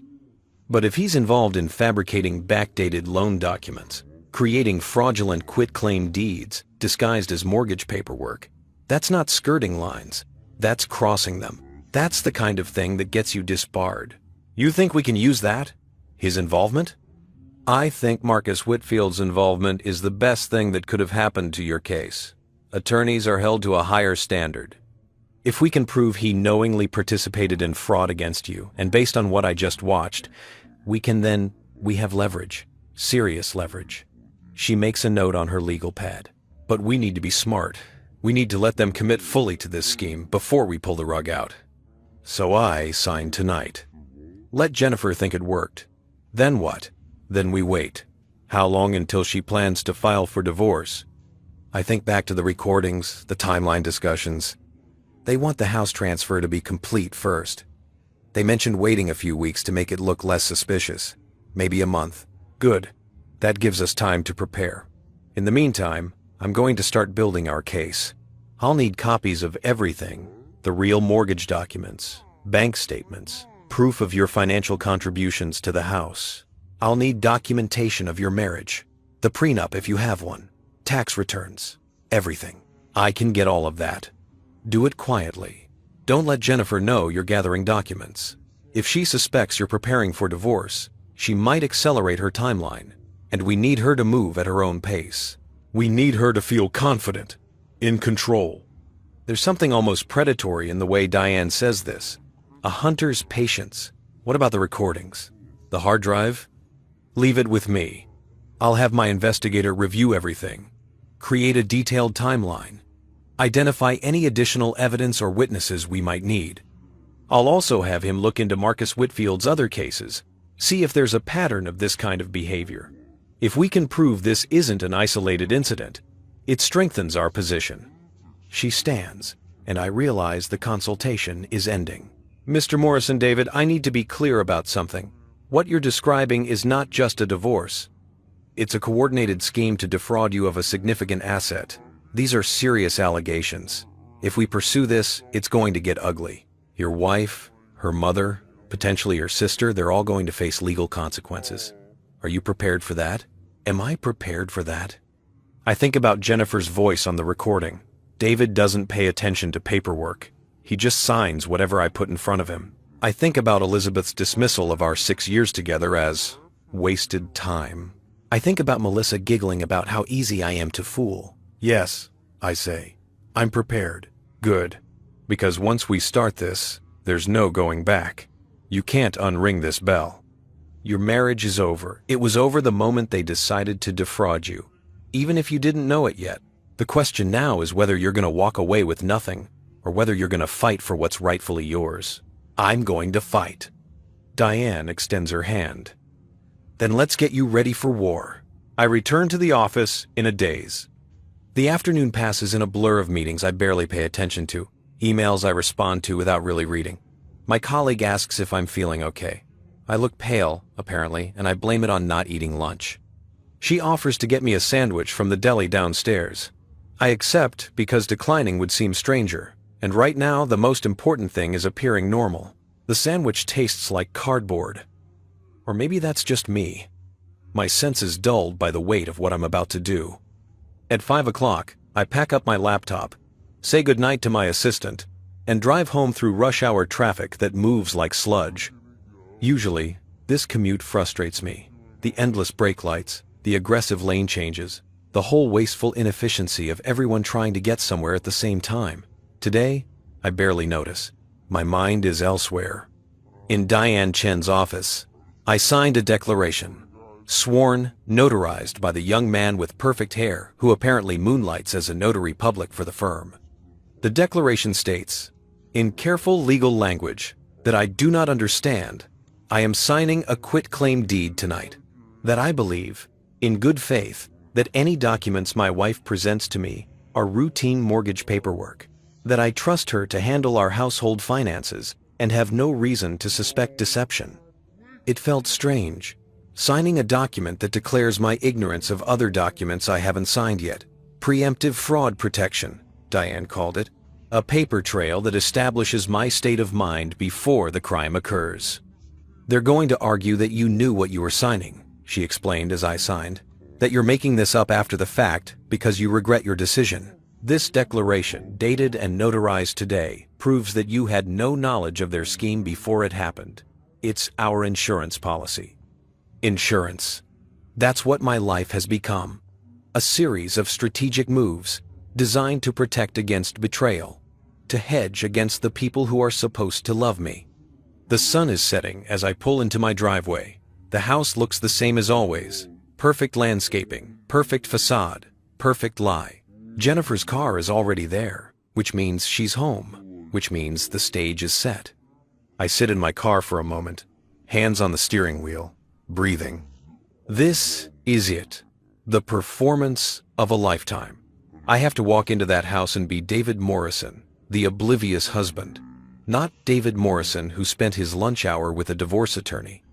Not David Morrison who knows exactly what his wife is planning. Just David, tired from work, looking forward to dinner, trusting and unsuspecting, and intellectually lazy.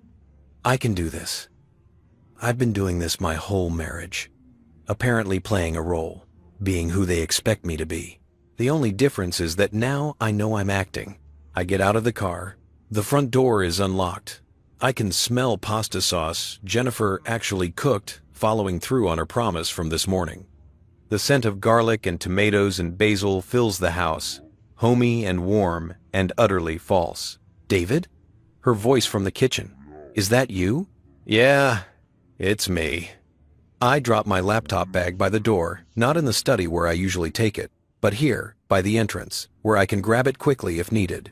The hard drive is already with Diane Chen, but my laptop has notes, research, browser history, better to keep it close. Jennifer appears in the kitchen doorway, smiling. She's changed into casual clothes, yoga pants, and one of my old t-shirts, the kind of comfortable domestic look that's supposed to signal intimacy and trust. Her hair is down, slightly messy. She's barefoot. She looks beautiful. She always has. And she's about to try to rob me. How was your day? She asks. Long. Yours? Good. Melissa and I finalized the baby shower plans. Mom's going all out, as usual. She moves to me, wraps her arms around my waist, presses her face against my chest. I missed you. I put my arms around her because that's what husbands do. Missed you too. Dinner's almost ready. But first. She pulls back, looks up at me with those blue eyes I fell in love with 6 years ago. I need you to help me with something. Just some paperwork. Boring stuff, but it needs your signature. Here it is. My heart is pounding, but I keep my face neutral, tired, mildly annoyed by the prospect of paperwork, but willing to help. What kind of paperwork? Just the mortgage stuff. I've been organizing all our documents, and there are a few things that need both our signatures. It'll take like 5 minutes, then we can eat. Can it wait until after dinner? I'm exhausted. Please. She does this thing with her eyes, a little pout that she knows I find charming. I want to get it all filed away. Fresh start in the new house and all that. Clean paperwork, organized files. Very adult of us. Very adult. Very organized. Very fraudulent. Fine, I say, because that's what the David she expects would say. Reluctant, but compliant. Too tired to argue about something as mundane as household paperwork. Thank you, baby. She kisses me quickly, then takes my hand, leads me into the living room, and there it is. The coffee table, just like in the recording. Documents spread out in neat stacks. I can see mortgage statements on top, legitimate ones, probably meant to camouflage what's underneath. A credit card application from Visa, exactly as they discussed. Some utility bills, and buried somewhere in there, camouflaged by legitimate paperwork, the quitclaim deed that will transfer my house entirely into her name. Jennifer sits on the sofa, pats the cushion beside her. Sit. This won't take long. I sit, and the performance begins. She picks up the first stack, starts walking me through it. Okay, so these are just the mortgage statements from last month. I need you to sign here to acknowledge receipt. She points to a line, hands me a pen. Just a formality for our records. I sign. My handwriting looks normal, steady. The signature of a man who has no idea what's coming. Great. And this one is the credit card application we talked about, getting a joint card for household expenses, remember? We never talked about that. But I nod. Sign where she indicates. Perfect. You're doing great. Her hand rests on my knee, warm and familiar. Just a couple more. She reaches for another stack.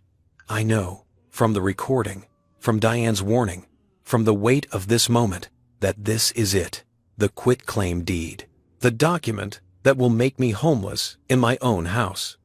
Jennifer pulls out a form, and my eyes scan it quickly. There, buried in legal language, formatted to look like a standard mortgage document, the transfer of property, the removal of my name from the title. This one's a refinancing thing, Jennifer says casually, her voice smooth as silk. Just signing off on the new mortgage terms. You know how banks are. They need signatures for everything. She's good. I'll give her that. If I didn't know better, I'd believe her completely. The casual tone, the dismissive attitude toward boring paperwork, the way she keeps me talking about other things, dinner plans, weekend plans, Melissa's baby shower, while pointing to signature lines. I take the pen, look at the document, and remember Diane Chen's words. Let them think their plan is working. I sign my name, David Morrison, in blue ink, on the line that transfers my house to my wife. Done, Jennifer says brightly, gathering the papers. That wasn't so bad, was it? Painless? I agree. And it was. Completely painless. The pain will come later. For both of us. But right now, in this moment, I'm just a husband who signed some paperwork so he could eat dinner. Jennifer doesn't know that I know. Doesn't know that every word she's said tonight has been recorded in my memory, compared against the footage added to the evidence. Doesn't know that her carefully orchestrated fraud just became the foundation of her own destruction. Let's eat, she says, and leads me to the kitchen. And I follow, because that's what I do. For now, dinner is a performance worthy of an Oscar. We sit at the breakfast nook, Jennifer's carefully chosen table, in the carefully designed kitchen of the house I just signed away, and eat pasta while making small talk. She asks about my day. I ask about hers. We discuss Melissa's baby shower, the weather, whether we should finally get around to painting the guest room. Normal conversation, married conversation, the kind of easy back and forth that comes from 6 years of shared life. Except every word tastes like poison in my mouth. Jennifer is particularly animated tonight, more affectionate than she's been in months. She laughs at my mediocre jokes. She reaches across the table to touch my hand. She tells me about a funny thing that happened at lunch with Melissa, some story about a waitress and a mix-up with their orders that's probably fabricated but serves its purpose, keeping me comfortable, keeping me distracted, keeping me from thinking too hard about the documents I just signed. Be sweet. Be attentive. She's following the playbook perfectly, and I'm following mine. I laugh at the right moments. I ask follow-up questions. I compliment the pasta sauce, which is actually quite good, further proof that Jennifer is capable of effort when it serves her purposes. We do the dishes together, her washing, me drying, a domestic routine we've performed hundreds of times. The window above the sink reflects our images back at us, a couple doing dishes after dinner, backlit by the warm glow of pendant lights she chose because they were statement pieces. We look happy. We look normal. We look like liars. I'm going to run these documents by the bank tomorrow, Jennifer says casually, rinsing a plate. Get everything filed properly. Start the new year organized. It's October, but I don't point this out. Sounds good, I say, drying a wine glass. Very responsible of you. She smiles at that. Someone has to be the responsible one in this relationship. The comment lands like a slap, but I keep my expression neutral. Good thing I have you. Good thing, she agrees. We finish the dishes. Jennifer suggests we watch a movie, something light, a comedy maybe, but I beg off, claiming exhaustion from work. She looks momentarily disappointed, then understanding. Of course, you've had a long week. Go relax in your study. I'll find something to watch on my own. My study. The one room that's still mine. I wonder if she's already planning what she'll do with it after the divorce. Guest room? Home office? Yoga studio? I kiss her goodnight, a real kiss. Because that's what's expected, and retreat upstairs. In my study, I close the door and lean against it, breathing. The performance is exhausting. Every smile, every casual comment, every moment of pretending I don't know what I know. It's like running a marathon while wearing a mask. My face hurts from maintaining neutral expressions. My chest aches from swallowing rage. But it worked. I signed the documents. Jennifer believes the plan is proceeding smoothly, and now I need to document everything that just happened while it's fresh in my mind. I pull out my phone, the one I've been careful with, the one I haven't used for anything incriminating, and open a voice memo app. Then, I think better of it. Voice recordings can be extracted, traced, subpoenaed. Better to write it down. Old-fashioned pen and paper, the kind that leaves no digital footprint. I find a notebook in my desk drawer, one I bought for work notes but never used, and start writing. October 23rd, 6:47 p.m. Jennifer presented me with documents she claimed were routine mortgage paperwork and a credit card application. She specifically stated, "This one's a refinancing thing, just signing off on the new mortgage terms." I signed in good faith, believing her representation. I had no knowledge that one of the documents was a quitclaim deed transferring sole ownership of 428 Riverside Drive to Jennifer Morrison. She remained with me throughout the signing, engaged in casual conversation about dinner plans and her sister's baby shower. Her demeanor was relaxed, affectionate. There was no indication that the documents were anything other than what she represented them to be. After signing, she stated she would run these documents by the bank tomorrow to get everything filed properly. I date it, timestamp it, initial each page. Diane said to document everything. This is everything. Captured while the memory is immediate and accurate. My phone buzzes. A text from Diane Chen. Did it happen? I respond, yes. Signed at 6:47 p.m. She plans to file tomorrow. Her reply is immediate. Good.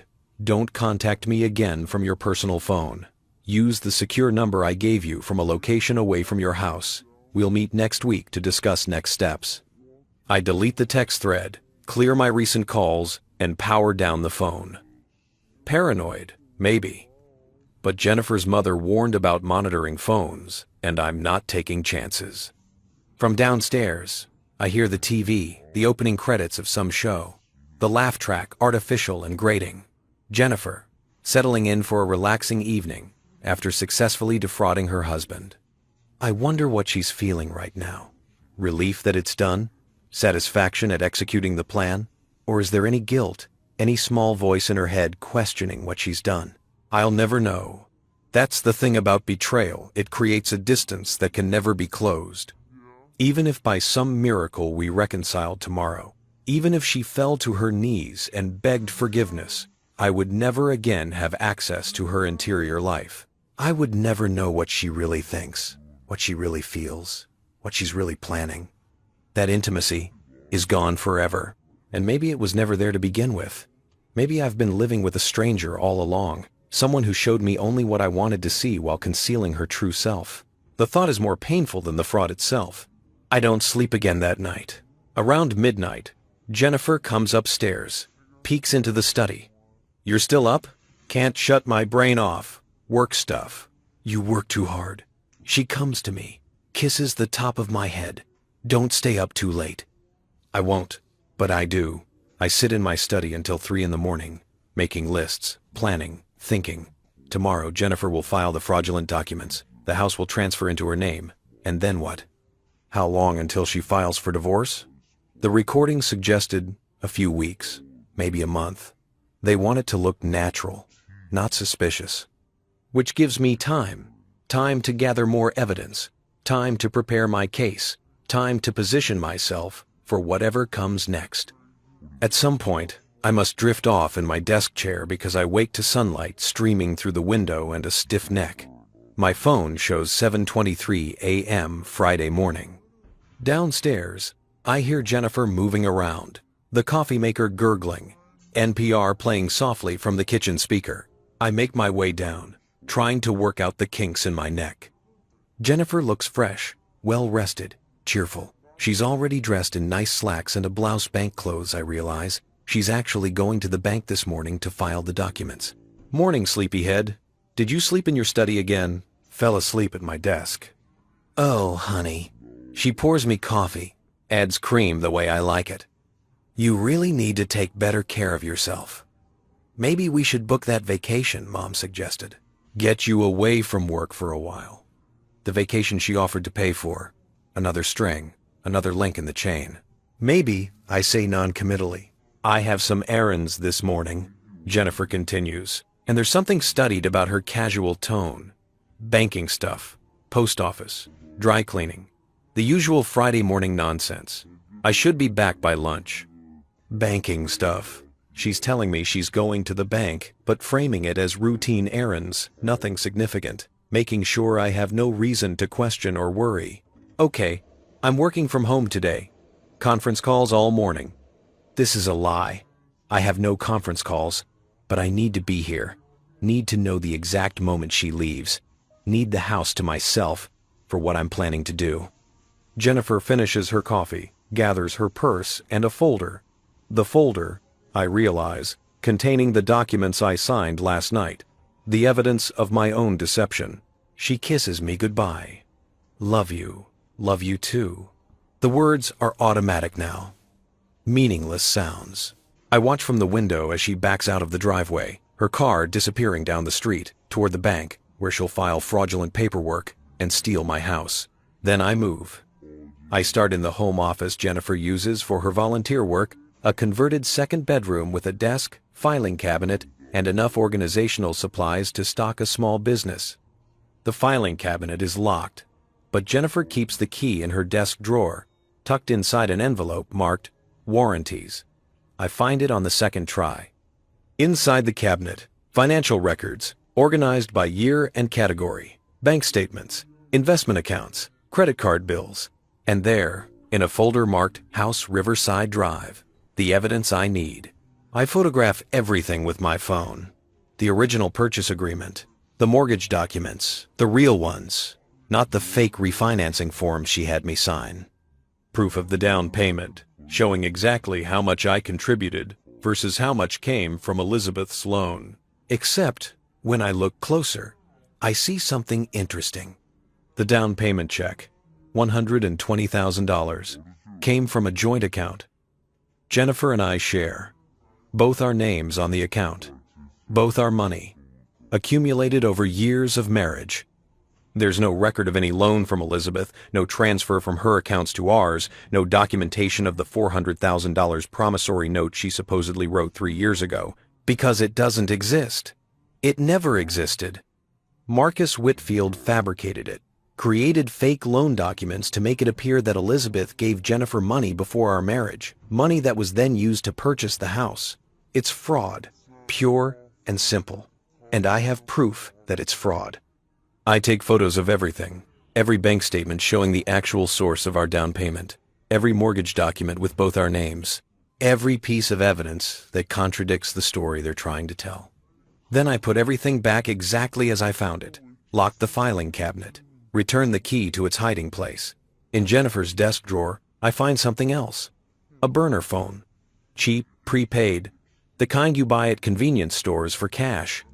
It's powered off, but when I turn it on, it has one contact saved. M.W. Marcus Whitfield. Jennifer has been communicating with her mother's attorney on a phone I didn't know existed. I scroll through the messages, my stomach tightening with each one. Documents ready. David signed last night. Filing this morning. Jennifer, sent at 11:47 p.m. last night. Excellent. I'll begin drafting the divorce petition. We should wait minimum 3 weeks before filing to avoid appearance of coordination. M.W. Sent at 7:02 a.m. this morning. Mom says 4 weeks is better. Gives time for deed to be fully processed. Agreed. We'll aim for mid-November filing. Make sure David suspects nothing in the meantime. He doesn't suspect anything. He never does. I photograph the entire text thread. Document the burner phone's existence. Then power it off. Return it to exactly where I found it. The arrogance of it staggers me. Jennifer didn't even bother to hide the phone well. Just tucked it in a desk drawer, behind some stationery and a box of paper clips. She's so confident I'll never look. So certain I'm too trusting and oblivious to notice. She's right. The old David, the David from 3 days ago, would never have looked, would never have questioned, would never have violated her privacy by searching her desk. But that David is gone. In his place is someone harder. Someone who's learned that trust is a weapon that can be used against you. Someone who's been forced to evolve or be destroyed. I continue my search. In the bedroom closet, in a shoebox on the top shelf, I find more documents. Printouts of California divorce law. Specifically, sections about separate property versus community property. Highlighted passages about how to prove that assets acquired during marriage with premarital funds remain separate property. A list, in Jennifer's handwriting, of our assets and their estimated values. The house appraised at $850,000. My $400,000 and $127,000. Our joint savings, $43,000. My car, $15,000. Her car, $0 gift from mother, not marital property. Next to each item, she's written notes. The house, mine separate property via quitclaim and mother's loan. The 401, his, protected by prenup. Savings, split 50/50. My car, is bought before marriage. She's been planning this for months, maybe longer, methodically calculating, strategizing, determining exactly what she can take and what she'll have to leave behind. There's something else in the box. A brochure for an apartment complex in the same neighborhood as Elizabeth's estate. Luxury 1-bedrooms starting at $3,200 per month. One of the units is circled in red ink with a note, "Available deck first." December 1st is 5 weeks away. She's already planning where she'll live after she kicks me out of my own house. I photograph everything, document it all, add it to the growing pile of evidence that will eventually bury her. Then I return everything to its precise location and move on. By the time Jennifer returns from her errands, I'm back in my study, participating in a video call that actually exists. This time a status meeting with my team that I scheduled specifically to have an alibi for being home. She pokes her head in, waves, mouths, "I'm back." I wave back, gesture to my screen to indicate I'm busy. She nods, disappears. The meeting drones on. I contribute when necessary, my professional persona fully engaged while my mind is elsewhere, cataloging everything I found this morning, mentally organizing it into categories of evidence. When the call finally ends, it's almost 1 o'clock. I'm hungry, but too wired to eat. Instead, I text Diane Chen from the secure number she gave me, using a Signal app I downloaded this morning on a secondary phone I bought during my lunch break yesterday, paid for in cash, registered to a name that's not mine. Paranoid? Maybe, but effective. Need to meet, have new evidence. Today, if possible. Her response comes 20 minutes later, 4 p.m., same place, come alone. The coffee shop feels different this time. More real, somehow. Less like a scene from a spy movie, and more like the actual battlefield it is. Diane is already there when I arrive. Same back booth, laptop open. She closes it when she sees me approach.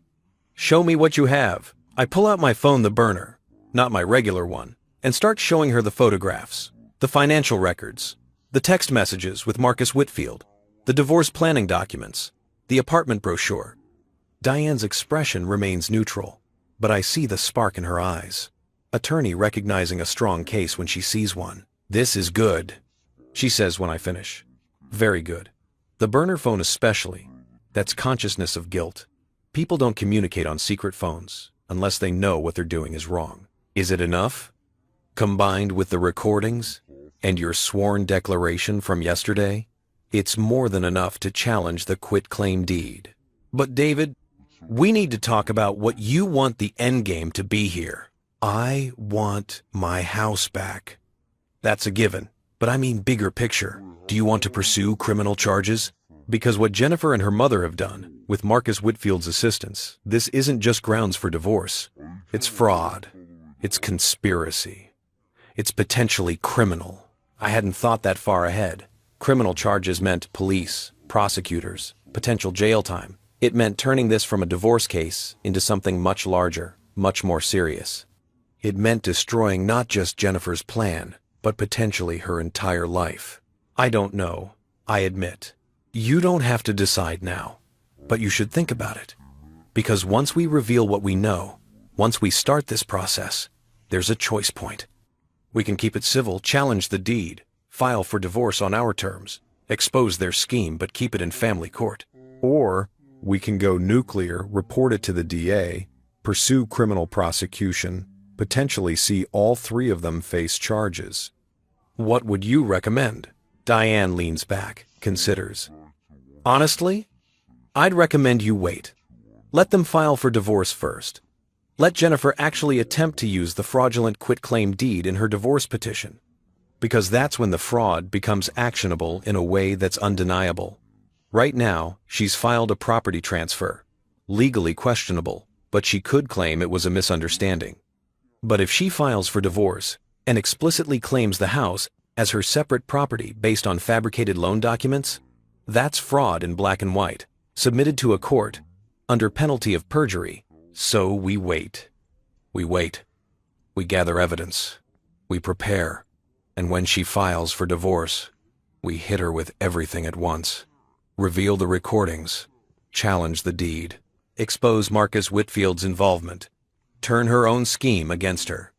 There's something almost poetic about that. Let Jennifer think she's won. Let her file for divorce, confident and in control, and then pull the foundation out from under her. How long do we wait? Based on those text messages you showed me, they're planning to file mid-November. 3 more weeks. Can you maintain the performance for 3 more weeks? 3 weeks of pretending. 3 weeks of coming home to a woman who's actively betraying me. 3 weeks of sleeping beside her, eating with her, performing the role of oblivious husband. I can do it, I say, and I mean it. Because at the end of those 3 weeks, the truth will come out. And Jennifer Morrison is going to learn what happens when you underestimate someone. I drive home as the sun sets, the sky streaked with orange and pink, beautiful and indifferent. Jennifer's car is in the garage when I arrive. I can smell dinner cooking something with chicken, herbs, more domestic performance. She greets me with a kiss, asks about my day, tells me about hers. Got all the boring banking stuff done, she says casually. We're all set with the house paperwork now. Everything properly filed and organized. Great, I say. One less thing to worry about. Exactly. We eat dinner. We watch TV. We go through the motions of married life. And I count down the days until the truth comes out. 3 more weeks. 21 more days. And then Jennifer Morrison learns what justice looks like. The next 3 weeks are the longest of my life. Each day is a performance. Each conversation, a carefully choreographed dance. Each smile, each touch, each I love you, a lie, wrapped in the veneer of normalcy. I wake up next to a woman who's stolen my house, and I kiss her good morning. I come home from work to a woman who's planning my destruction, and I ask about her day. I exist in a state of split consciousness, one part of me going through the motions of married life, the other part watching from a distance, cataloging evidence, counting down days. It's exhausting in ways I never anticipated. The first week is the hardest. I'm hyper-aware of everything Jennifer does, every word she says, looking for signs that she knows I know. But there are no signs. She's perfectly normal, or what passes for normal, in a marriage that's been slowly dying for months. She's affectionate, but not overly so, busy with her volunteer work and her family obligations. planning Melissa's baby shower with the kind of focused intensity that Elizabeth Morrison brings to all her projects. On Wednesday of that first week, Elizabeth invites us to dinner again. I make an excuse: work deadline, can't get away. Jennifer goes without me. I stay home and use the opportunity to search the house more thoroughly. In a locked drawer in the garage, I find the key taped under a toolbox I never use. There are more documents. Loan applications Jennifer filled out in my name, back when we were first married. Nothing sinister about them at the time we were building credit, making big purchases together. But now, looking at them with new eyes, I see the pattern. Every major purchase, every significant asset, Jennifer positioned herself to have the controlling interest. The house was just the final move in a game she's been playing since the beginning. I photograph everything, add it to the growing archive of evidence on my burner phone, backed up to an encrypted cloud service Diane recommended. When Jennifer comes home from her mother's that night, she's carrying leftovers and a smile. Mom asked about you. She's worried you're working too hard. Tell her I appreciate the concern. You could tell her yourself. She'd love to have you over for dinner this weekend. I imagine sitting at Elizabeth Morrison's table again, listening to her voice, knowing what I know now. The woman who called me dead weight. The woman orchestrating my destruction with the casual efficiency of someone who's done this before, because maybe she has. Maybe I'm not the first man she's helped her daughter dispose of. Maybe next week, I lie. This week is brutal. Jennifer accepts this. Why wouldn't she? In her mind, I'm the same David I've always been. Workaholic, trusting, easy to manage. She has no idea I'm counting her lies, cataloging her deceptions, building a case that will dismantle her life as thoroughly as she's tried to dismantle mine. The second week brings a new complication: Melissa's baby shower. It's scheduled for Saturday afternoon at Elizabeth's house. A garden party, as planned, with 80 guests and a level of opulence that would make Gatsby envious. Jennifer has been helping plan it for weeks, coordinating caterers, arranging flowers, selecting party favors that probably cost more per unit than most people spend on groceries. "You're coming, right?" Jennifer asks on Thursday evening, as we're getting ready for bed. I know it's a lot of women, but Tom will be there. And Mom specifically asked me to make sure you come. Of course, Elizabeth wants me there. One more opportunity to play the loving mother-in-law. One more chance to assess whether I suspect anything. The woman is thorough, I'll give her that. I'll be there, I say. Thank you. Jennifer kisses me, her hand sliding down my chest in a way that's clearly meant to lead somewhere. And I let it, because that's part of the performance too. The intimacy we share in these weeks feels like a violation worse than the fraud itself, but refusing would raise questions, would signal that something has changed. So I participate. I play my role, and I hate myself a little more each time. Afterward, Jennifer falls asleep with her head on my shoulder, peaceful and content. Meanwhile, I'm staring at the ceiling, thinking about the text messages I found on her burner phone. The casual way she discusses my destruction with Marcus Whitfield, the confidence with which she executes each step of their plan. He doesn't suspect anything. He never does. I want to wake her up, want to tell her how wrong she is, want to see the moment when she realizes that the man she thought she knew so well is a stranger to her too. But I don't, because strategic patience is more powerful than emotional satisfaction, because Diane Chen's voice is in my head, steady and certain. Let them file first. Let the fraud become undeniable. So I wait. Saturday arrives with perfect weather, sunny but not hot. A gentle breeze carrying the scent of jasmine from Elizabeth's garden. The kind of day that seems designed for celebration. I drive to the Morrison estate with Jennifer, who's been up since 6 preparing last-minute details. She's wearing a blue dress that brings out her eyes, her hair styled in loose curls that must have taken an hour to achieve. She looks beautiful and happy and utterly convinced that her plan is working perfectly. The house and grounds have been transformed. White tents on the lawn, round tables dressed in pale pink linens, centerpieces of roses, and peonies that probably cost what I make in a week. A string quartet plays near the fountain. Servers in crisp white shirts circulate with champagne and hors d'oeuvres. It's excessive and elegant, and exactly what I've come to expect from Elizabeth Morrison. She greets us at the door, resplendent in cream silk, pearls at her throat. "David, Jennifer, wonderful. You're right on time. The place looks incredible, Mom," Jennifer says, kissing her cheek. "Well, it's not every day we celebrate a new granddaughter." Elizabeth's eyes find mine, assessing. "David, you look well. Work must be calming down?" "A bit. Still busy, but manageable." "Good. I worry about you, working yourself to exhaustion. Jennifer needs you, healthy and present."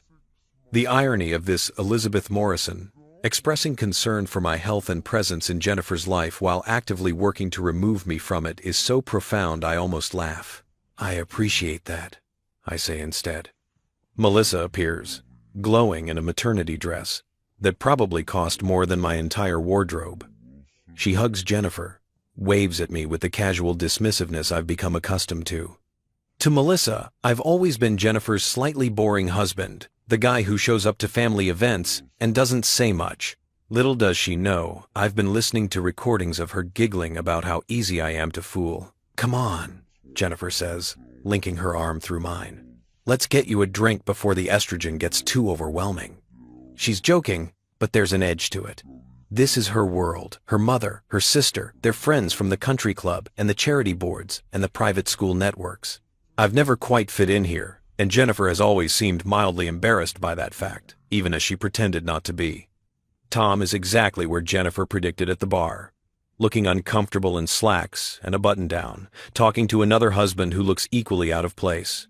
I join them because it's expected, accept a scotch I don't really want, and settle in for an afternoon of performance. The party unfolds around me in waves of expensive perfume and polite conversation. Women I've met at previous Morrison family events stop by to say hello, their eyes sliding past me to focus on Jennifer. I'm an accessory here, a plus one, the husband who came because it was expected but isn't particularly interesting. Which works in my favor, actually. Nobody pays attention to accessories. Nobody notices when I drift to the edges of conversations, when I watch and listen rather than participate. And I learn things. I learn that several of the women here have been through divorces, nasty divorces, according to the whispered conversations I overhear. Divorces facilitated by Marcus Whitfield, who apparently has quite a reputation in Elizabeth's social circle for getting women what they deserve in settlements. I learn that Elizabeth has been talking about Jennifer, how proud she is, how Jennifer is finally coming into her own, how sometimes we outgrow our youthful choices and need the courage to make better ones. I learn that this party, this celebration of Melissa's impending motherhood, is also serving another purpose. It's a reminder to Jennifer of what she could have if she weren't tied to me. All these women with their successful second husbands, their beautiful homes, their comfortable lives funded by divorce settlements and strategic remarriages. It's a sales pitch, a vision of what Jennifer's life could be once she's free of her middle-class mediocrity. Around 3 o'clock, I step away from the party, claim I need the bathroom, but instead I drift through Elizabeth's house, this monument to wealth and control I've visited dozens of times but never really examined. The library is empty. Floor-to-ceiling bookshelves, leather furniture, a desk that probably dates to the 19th century. It's Elizabeth's private space, the room where she manages the family empire. I shouldn't go in, should just use the bathroom and return to the party. But I'm tired of should. Tired of playing by rules that others ignore whenever convenient. I enter the library, close the door behind me. The desk is unlocked arrogance or carelessness, I'm not sure which. Inside, I find files, financial records, investment portfolios, legal documents. And there, in a folder marked Jennifer Personal, I find something that makes my blood run cold. It's a prenuptial agreement. But not mine and Jennifer's, we have that one, the one I insisted on before we married, protecting my retirement savings and future earnings. This is different. This is a prenup between Elizabeth and Jennifer's father, written 35 years ago when they married. I skim the document, my legal knowledge limited but sufficient to understand the basics. In the event of divorce, the agreement states, All property acquired during the marriage with Elizabeth's family money would remain her separate property. Her husband Jennifer's father would receive only assets he brought into the marriage or earned independently, which, according to the financial records I'm seeing, was almost nothing. Elizabeth came from money. Serious, generational money. Her husband was a middle manager at an insurance company when they met. Comfortable, but not wealthy. Just like me. And according to these records, Elizabeth used a quit-claim deed strategy to transfer property during the marriage. The same strategy her daughter is using on me now, because Elizabeth taught her how. I'm not the first victim of this scheme. I'm the second. The realization hits me like a physical blow. This isn't just about Jennifer wanting out of our marriage. This is a pattern. A Morrison family tradition, passed from mother to daughter. Find a suitable husband. Someone presentable, but not powerful. Use him to achieve respectability, stability, the appearance of normal married life. Then, when he's served his purpose, dispose of him using the same legal mechanisms Elizabeth perfected decades ago. Jennifer's father died 3 years ago. Heart attack, supposedly sudden. But looking at these documents, seeing the prenup and the property transfers, and the financial maneuvering that left him with almost nothing despite 30-plus years of marriage, I wonder if the stress contributed. If being systematically stripped of everything you helped build might put strain on a person's heart. I photographed the documents, all of them. This evidence might not be directly relevant to my case, but it establishes a pattern. Shows that what's happening to me isn't an isolated incident, but a deliberate, practiced strategy. David? I freeze. The voice is from the hallway, Elizabeth, calling for me. I carefully return the documents to their folder, close the desk drawer, and step out of the library just as Elizabeth rounds the corner. There you are. I saw you slip away from the party. Are you all right? 1-9 is we don't come, Crosston hem. Unro little break to calm. Her eyes are sharp, assessing. She knows I was in her library. The question is, does she know what I found? Fine. Just needed a quiet moment. The crowd was getting a bit much. Of course. These events can be overwhelming, especially for introverts. She smiles, but it doesn't reach her eyes. Jennifer was looking for you. The gift opening is about to begin. I'll head back. I move past her, but she touches my arm. David, you know how much you mean to this family, don't you? How important you are to Jennifer's happiness. The words are kind. The tone is warm. But underneath, I hear the threat. The reminder that I'm part of this family only as long as I serve their purposes. The moment I become inconvenient, I'll be discarded like Jennifer's father was. Like I'm about to be.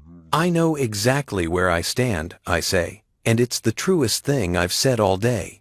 Elizabeth's smile tightens fractionally. She releases my arm. Good. Now go find your wife. She needs you. I return to the party. Find Jennifer surrounded by gifts, laughing with her sister, living her best life at a celebration funded by the money her mother used to control her father, and now plans to use to control her. Does Jennifer see the pattern? Does she understand that she's becoming Elizabeth? That this scheme to steal my house is just the first step in a transformation that will turn her into her mother, wealthy, controlling, surrounded by beautiful things and empty relationships? Or does she think she's different? Special? That her mother's love for her is real? Not transactional? I settle into a chair at the edge of the gathering and watch the gift opening. Watch Jennifer exclaim over tiny clothes and stuffed animals and all the paraphernalia of impending motherhood. Watch Elizabeth preside over her family like a queen holding court, and I count down the days. 1 more week until mid-November. 7 more days until Jennifer files for divorce and discovers that her carefully laid plans have been built on a foundation of sand. 7 more days until the truth comes out. That night, driving home from the party, Jennifer is buoyant. That was perfect. Did you see Melissa's face when she opened Mom's gift? A $10,000 contribution to Charlotte's college fund. $10,000. Mom is unbelievable. She certainly is. And everyone loved the decorations. Mrs. Caldwell asked who our event planner was. She was shocked when I told her Mom and I did it ourselves. Very impressive. 1:55:70. Jennifer glances at me. You're quiet. Did you have a bad time? No, it was fine. Just tired. You're always tired lately. There's something in her voice, not quite concern, not quite irritation, more like assessment, making sure I'm not becoming problematic before the plan reaches its conclusion. Work has been demanding. Maybe you should take some time off, before the holidays get crazy. Maybe. We drive in silence for a while. Then Jennifer's phone buzzes. She glances at it, types a quick response, sets it down. I know, though I can't prove it, that she's texting Marcus Whitfield, or her mother, or both, coordinating the final steps of their scheme, making sure everything is in place for the filing that's coming soon. Just one more week. I love you, Jennifer says suddenly, reaching for my hand, and I wonder if she believes it when she says it. If somewhere inside her there's still a version of the woman I married, the one who laughed at my jokes and cried during sentimental movies and talked about building a life together. Or if that woman was always a fiction, a character she played to secure the marriage she needed for her mother's long-term plans.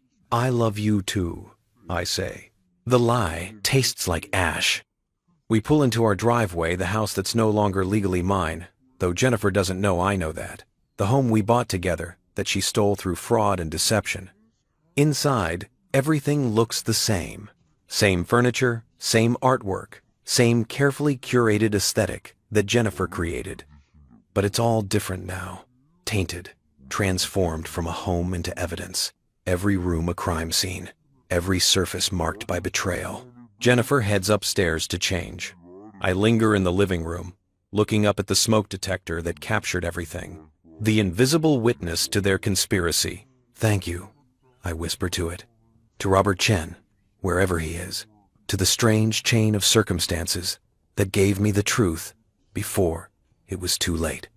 My phone buzzes. The burner, not my regular one. A text from Diane Chen. Timeline update. Whitfield filed preliminary paperwork this afternoon. Divorce petition likely Monday or Tuesday next week. Be ready. Monday or Tuesday. 3 or 4 more days. 72 to 96 more hours of performance. I can do this. I've been doing this for 3 weeks already. What's a few more days? Jennifer calls from upstairs. David, are you coming to bed? Yeah, I call back. Just checking my work email. I delete Diane's text. Power down the burner phone. Put on the mask of the oblivious husband one more time. Just a few more days. And then Jennifer Morrison learns what happens when you underestimate your opponent. Monday morning arrives with rain. It's unusual for Southern California in November. We're supposed to be in the dry season, all sunshine and Santa Ana winds. But the sky opens up around dawn, drumming against the windows with a persistence that feels almost biblical, like the universe decided this particular Monday deserves its own soundtrack. I wake to the sound of it and lie still, listening. Beside me, Jennifer sleeps peacefully, her breathing slow and even. I wonder if this is the last morning we'll wake up like this before she knows that I know, before the performance ends, before everything changes irrevocably. According to Diane Chen's text from Friday, the divorce petition is coming today or tomorrow. Marcus Whitfield filed preliminary paperwork, which means the machine is in motion. Soon, maybe today, maybe tomorrow, Jennifer will hand me papers or have them served, and the performance will enter its final act. I'm ready. I've been ready for weeks. But there's still something surreal about finally arriving at this moment. Like watching a car crash in slow motion. You know it's coming.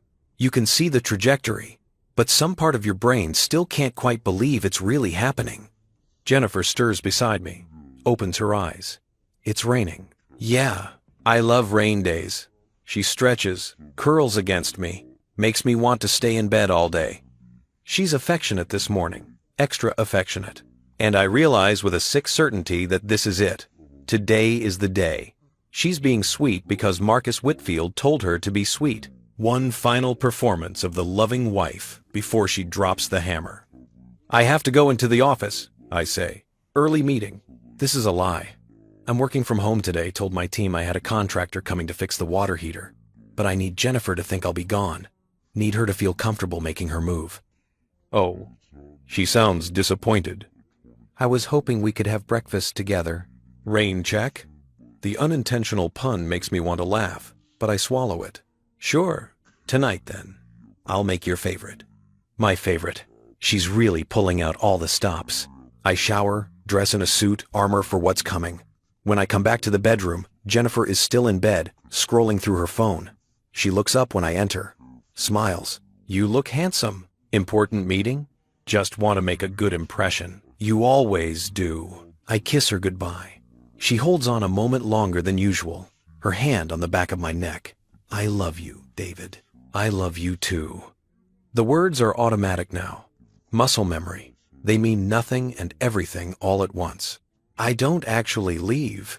Instead, I drive around the block and park 3 streets over, in front of a house with a "for sale" sign and no cars in the driveway.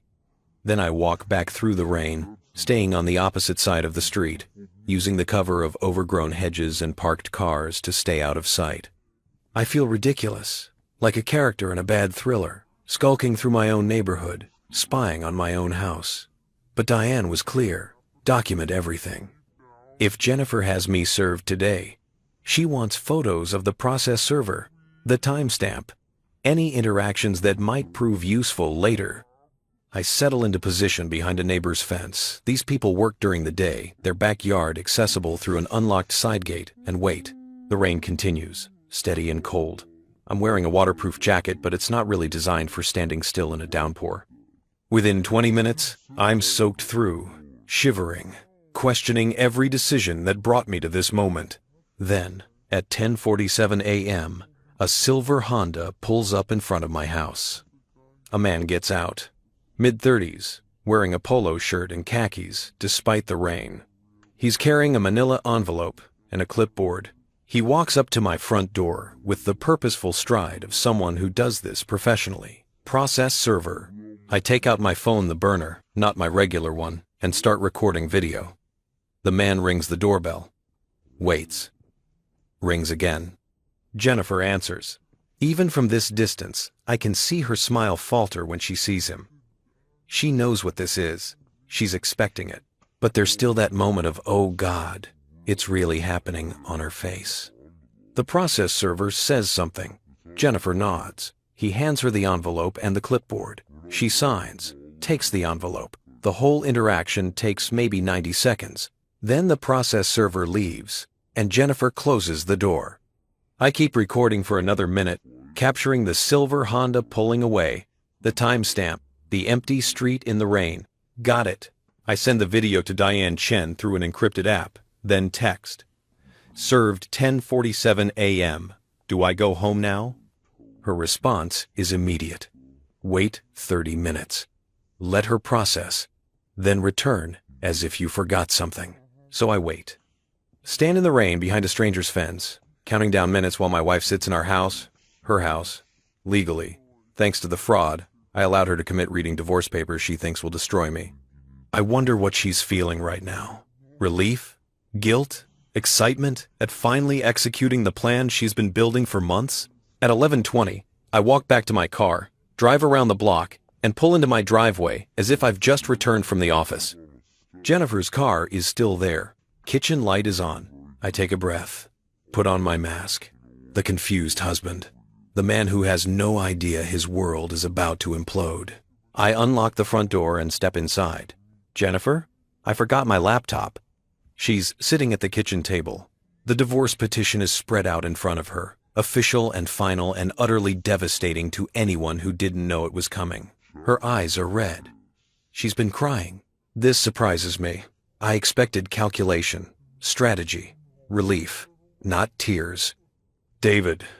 Her voice breaks on my name. We need to talk. I set down my keys, move toward her slowly, like approaching a wounded animal. What's wrong? What is all this? I'm so sorry. The tears are flowing freely now. I didn't want to do it this way. I wanted to tell you myself, but my attorney said it was better to have you served officially, that it was cleaner legally.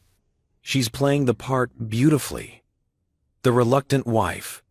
The woman forced by circumstances and legal advice to hurt the man she loves. If I didn't know the truth, I would believe her completely. Jennifer, what are you talking about? She pushes the papers toward me. I'm filing for divorce.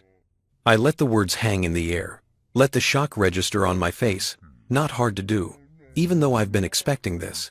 Knowing something intellectually and experiencing it emotionally are different things. Divorce? I sink into the chair across from her. Why? What did I do wrong? You didn't do anything wrong.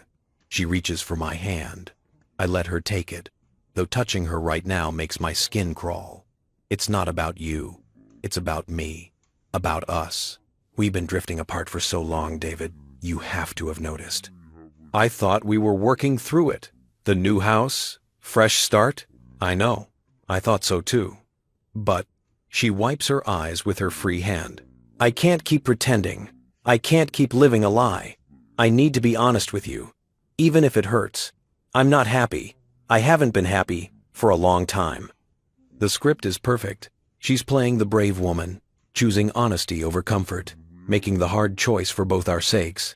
It would be moving if it weren't such calculated bullshit. Is there someone else? I ask, because that's what the devastated husband would ask. No. God, no. David, this isn't about another man. It's about me figuring out who I am and what I want from life. And I'm so sorry, but what I want. It's not this. It's not us. I pull my hand away, stand up, walk to the window. Outside, the rain continues, washing the streets clean. I don't understand. We just bought this house. We've been planning our future. I know, and that's part of why this is so hard. But David, I can't keep planning a future I don't want. It's not fair to you.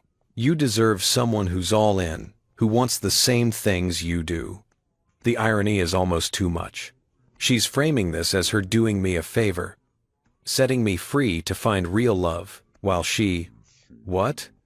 Keeps the house she stole? Lives off the settlement from a divorce she engineered? I turn to face her. What happens now? My attorney, Marcus Whitfield. He's very good. Mom recommended him. He says the process is pretty straightforward. California is a no-fault state, so we don't have to prove anything. We just divide assets equitably and file the paperwork. The house is complicated. She looks down at the table, can't meet my eyes, and there it is, the moment she has to sell the central lie. David, I need to tell you something. The down payment for this house, it came from my mother, a loan she gave me years ago, before we were married. Technically, the house is my separate property, not community property. I let confusion wash over my face. But we both signed the mortgage. We did. But the equity, the initial investment that was mine, from Mom's loan. My attorney says that because of that, the house stays with me in the divorce. That doesn't seem right. I know it's complicated, and I know it seems unfair. But David, I'm not trying to cheat you. You'll get half of everything else. The savings, your retirement accounts, are already protected by the prenup. This is just about the house. Just the house. The $850,000 asset I've been paying the mortgage on for 2 months. The house I believed was ours, built on our combined efforts and shared dreams. I need to talk to an attorney, I say. For just a second, something flickers across Jennifer's face. Not quite fear, but close. Concern that I might actually fight this, might not be as easy to steamroll as they anticipated. Of course, she says quickly. You absolutely should. In fact, I'd recommend it. You should have representation. This should be fair to both of us. The magnanimity is breathtaking. She's recommending I get an attorney, making herself sound reasonable and generous, when she knows or thinks she knows that any attorney will look at the paperwork and tell me I don't have a case. The quitclaim deed I signed? The backdated loan documents? The property transfer that's already been filed and processed? It's all designed to look legitimate enough that fighting it would be expensive and futile. What she doesn't know is that I already have an attorney, a very good one, who's been building a case for 3 weeks, gathering evidence, preparing to dismantle this fraud piece by piece. I'll find someone, I say. Take your time. There's no rush. Marcus says the whole process takes at least 6 months anyway. 6 months. She's planning 6 months of this living separately, dividing assets, performing the role of the amicable ex-wife while she systematically strips me of everything I've worked for. Where will you go, I ask? If the house is yours, I'll stay here. You can take whatever furniture you want, whatever makes sense. I'm not trying to make this harder than it has to be. How generous. She gets the $850,000 house, and I get to take some furniture. I need to think, I say. It's a lot to process. I know. I'm so sorry, David. I really am. She stands, moves toward me. For a horrible moment, I think she's going to try to hug me, but she stops just short, her hand hovering in the air between us. I never wanted to hurt you, she says softly. I hope you believe that. I look at her, really look at her. This woman I've shared a life with for 6 years. This stranger who's been plotting against me for months. And I wonder if any of it was real. If she ever loved me, even in the beginning. Or if I was always just a means to an end. A placeholder until she was ready to move on to whatever comes next. I need some air, I say, and leave before she can respond. I drive. No destination in mind. Just drive through rain-slicked streets while my phone buzzes in my pocket. I ignore it. Need to think. Need to feel this moment fully before I move to the next phase. Jennifer filed for divorce. It's done.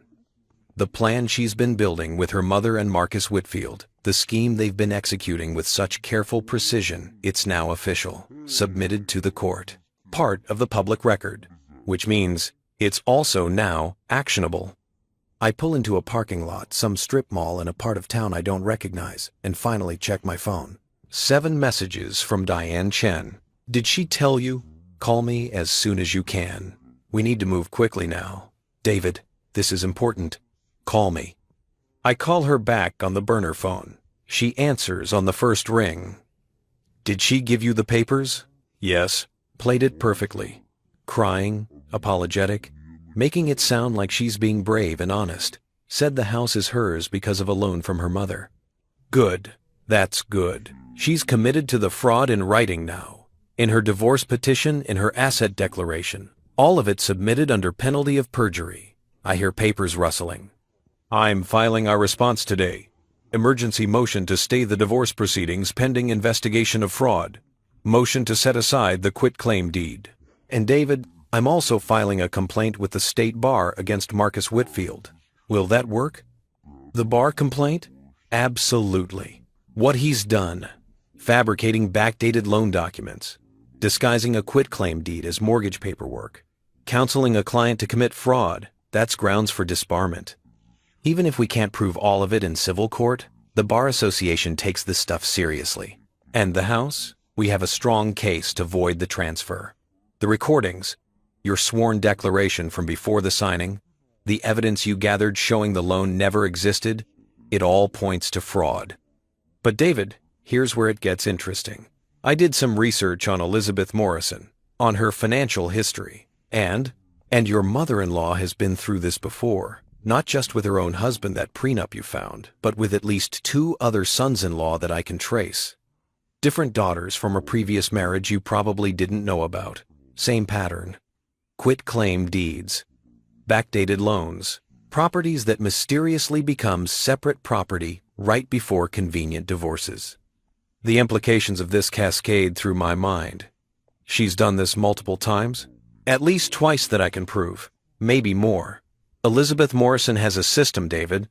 She identifies vulnerable men her daughters marry, helps them acquire property using her money, then systematically reclaims it through legal maneuvering when the marriages end.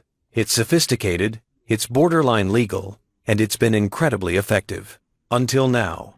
Until now, Diane agrees, because you have something none of her other victims had: documentation, video evidence, a paper trail that proves the fraud in real time.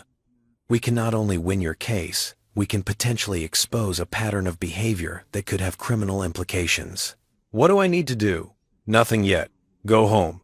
Act devastated. Let Jennifer think her plan is working. Meanwhile, I'm going to file our motions, serve Marcus Whitfield with the bar complaint, and start reaching out to Elizabeth's previous victims. If we can get even one of them to testify about similar experiences, it strengthens our case exponentially. How long before Jennifer knows what's coming? She'll be served with our response in 48 hours. But the real bombshell comes at the first hearing, when we present the video evidence. That's when she'll realize you knew all along. That's when the whole scheme collapses. I close my eyes. Picture that moment. Jennifer in a courtroom, confident and prepared, expecting a routine procedural hearing. And then Diane plays the recordings. Shows the video of her and Elizabeth and Melissa plotting in my living room. Exposes every lie, every manipulation, every calculated deception. When is the hearing? 2 weeks, maybe 3. Depends on the court schedule. But David, between now and then you need to be careful. Jennifer can't know you're preparing. If she suspects you have evidence, she might try to destroy her copies of the documents. Might coordinate stories with her mother and Whitfield. We need the element of surprise. I can do that. I know you can. You've been doing it for weeks already. There's something like admiration in Diane's voice. Most people would have confronted their spouse immediately, would have let emotion override strategy. But you waited. You gathered evidence. You let them commit fully to the fraud. That's what's going to win this case. We discuss logistics for another 10 minutes, documents she needs, witnesses she's interviewing, procedural matters I don't fully understand but trust her to handle. Then we hang up, and I'm alone again in a parking lot in the rain, holding a phone full of evidence that will destroy my wife's life. I don't feel victorious, don't feel the rush of approaching revenge. I feel tired, sad, like I'm mourning something that died a long time ago, but I'm only now having the funeral. My marriage to Jennifer Morrison is over. It was over the moment she decided to defraud me, maybe over long before that. The woman I thought I married probably never existed. She was a performance, a role Jennifer played, while the real Jennifer, calculating, mercenary. Her mother's daughter in every way planned her exit strategy. But if the marriage is over, at least I'll end it on my terms. At least I'll walk away with the truth. I drive home as afternoon fades into evening. The rain has stopped, leaving the streets slick and reflective, the sky clearing to reveal streaks of orange and purple sunset. Jennifer's car is gone when I arrive. A note on the kitchen counter explains, "Went to Mom's for dinner. Thought you might want some space. I'm sorry about everything. J." Space. That's what she's calling it. Giving me space to process, while she reports to Elizabeth, strategizes with Marcus Whitfield, celebrates the successful execution of their plan. I crumple the note and throw it away. Then, I go to my study, pull out the notebook where I've been documenting everything, and write, November 11th, Jennifer filed for divorce. Served at 10:47 a.m. by process server. Claims house is her separate property due to loan from Elizabeth Morrison. Recommended, I get an attorney. Maintained performance of reluctant but honest wife throughout conversation. Diane Chen, filing response tomorrow. Emergency motions to stay proceedings and investigate fraud. Bar complaint against Marcus Whitfield. First hearing in 2 to 3 weeks. The trap is set. I date it, timestamp it, add it to the growing archive of evidence that will prove my case. Then I sit in my study and wait for Jennifer to come home, so I can perform one more time. Just 2 more weeks. 14 more days. And then the truth comes out. The next 2 weeks are a study in contradictions. Jennifer moves through the house like a ghost, polite but distant. She's packed some of her things, clothes mostly, toiletries, the kind of gradual exodus that suggests she's already half gone. She sleeps in the guest room now, says it's easier this way, less complicated while we navigate the separation. I don't argue. Let her have her distance. Let her think I'm processing, grieving, slowly accepting the inevitable dissolution of our marriage. Meanwhile, Diane Chen works in the background like a silent army. She files the response. The emergency motions. The bar complaint against Marcus Whitfield that apparently sent shockwaves through Elizabeth's social circle. Diane heard from 3 different attorneys about it within 48 hours, all wanting to know what Whitfield had done to warrant such serious allegations. She interviews Robert Chen, gets his statement about the camera, the recordings, why he felt compelled to warn me. She tracks down one of Elizabeth's previous sons-in-law, a man named Richard Torres, who lost his house in a divorce 15 years ago under suspiciously similar circumstances. He's willing to testify. Eager, even. Apparently, he's been waiting years for someone to challenge Elizabeth Morrison's system. Your case is building momentum, Diane tells me during one of our clandestine meetings at the coffee shop that's become our war room. Whitfield knows he's in trouble. He tried to withdraw as Jennifer's counsel yesterday, but the court denied it. He's stuck representing her while facing a bar investigation. It's beautiful, really. What about Jennifer? Does she know yet?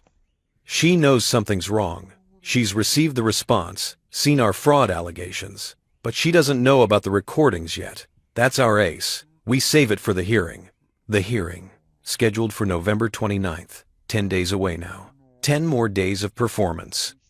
At night, I lie in bed and rehearse the moment. Jennifer in the courtroom, confident in her mother's plan, in Whitfield's expertise, in her own carefully constructed fraud. And then the video plays. Her voice, clear and damning. David doesn't pay attention to paperwork. He just signs whatever I put in front of him. Will she cry? Rage? Shut down completely? I'll find out soon enough. Jennifer tries to talk to me on day 8, corners me in the kitchen. Her expression something like, concern. David, my attorney, says your response is aggressive. Are you sure you want to fight this? It's just going to make everything more expensive and painful for both of us. I'm sure, I say. But the house, there's documentation. My mother's loan. It's all legitimate. Then you have nothing to worry about. Something flickers across her face. Doubt, maybe. Or the first whisper of fear. I never wanted this to get ugly, she says quietly. Neither did I, but it's already ugly. It's been ugly since the moment she decided to betray me. The ugliness is just finally becoming visible. November 29th arrives cold and clear. I wake at 5 a.m., unable to sleep, and watch the sky lighten through my study window. Jennifer is already gone, moved to her mother's house 3 days ago, said she couldn't stand the tension anymore. The house feels emptier without her, but also cleaner somehow, like a wound that's been lanced. I dress carefully. Navy suit, white shirt, red tie, armor for battle. Diane meets me outside the courthouse at 8:30. She's wearing her own armor, a black suit that means business, her hair pulled back severely. A leather briefcase that I know contains copies of every recording, every fraudulent document, every piece of evidence we've gathered. Ready? She asks. Yes. We enter together. The courtroom is smaller than I expected. Functional, fluorescent lit, nothing like the dramatic oak-paneled rooms from legal dramas. Jennifer is already there, with Marcus Whitfield, sitting at the defendant's table. She looks pale, nervous, keeps glancing at her phone. Elizabeth sits in the gallery behind them. Melissa beside her. Less pregnant now, she must have had the baby. They both radiate confidence. The Morrison women, certain of victory. They don't know what's coming. Judge Patricia Reeves enters at 9 a.m. sharp. She's 60-something, gray hair, the kind of face that's seen every scheme and lie the legal system has to offer. She looks at the case file, looks at us, looks at Jennifer and Whitfield. This is a motion to stay divorce proceedings pending fraud investigation, she says. Mr. Whitfield, you're opposing? Whitfield stands. Yes, Your Honor. The plaintiff's claims are without merit. This is simply a case of buyer's remorse, Mr. Morrison signed a quit-claim deed voluntarily, now regrets it, and is attempting to— Your Honor, Diane interrupts, standing. I have video evidence that disputes Mr. Whitfield's characterization. The courtroom goes silent. Jennifer's head snaps up. Whitfield freezes mid-sentence. Elizabeth leans forward in her seat. Judge Reeves raises an eyebrow. Video evidence? Yes, Your Honor. Obtained from a security camera in the marital residence. With your permission, I'd like to play it now. Permission granted. Diane connects her laptop to the courtroom's display system. And then, on a screen mounted on the wall where everyone can see, the video plays. My living room.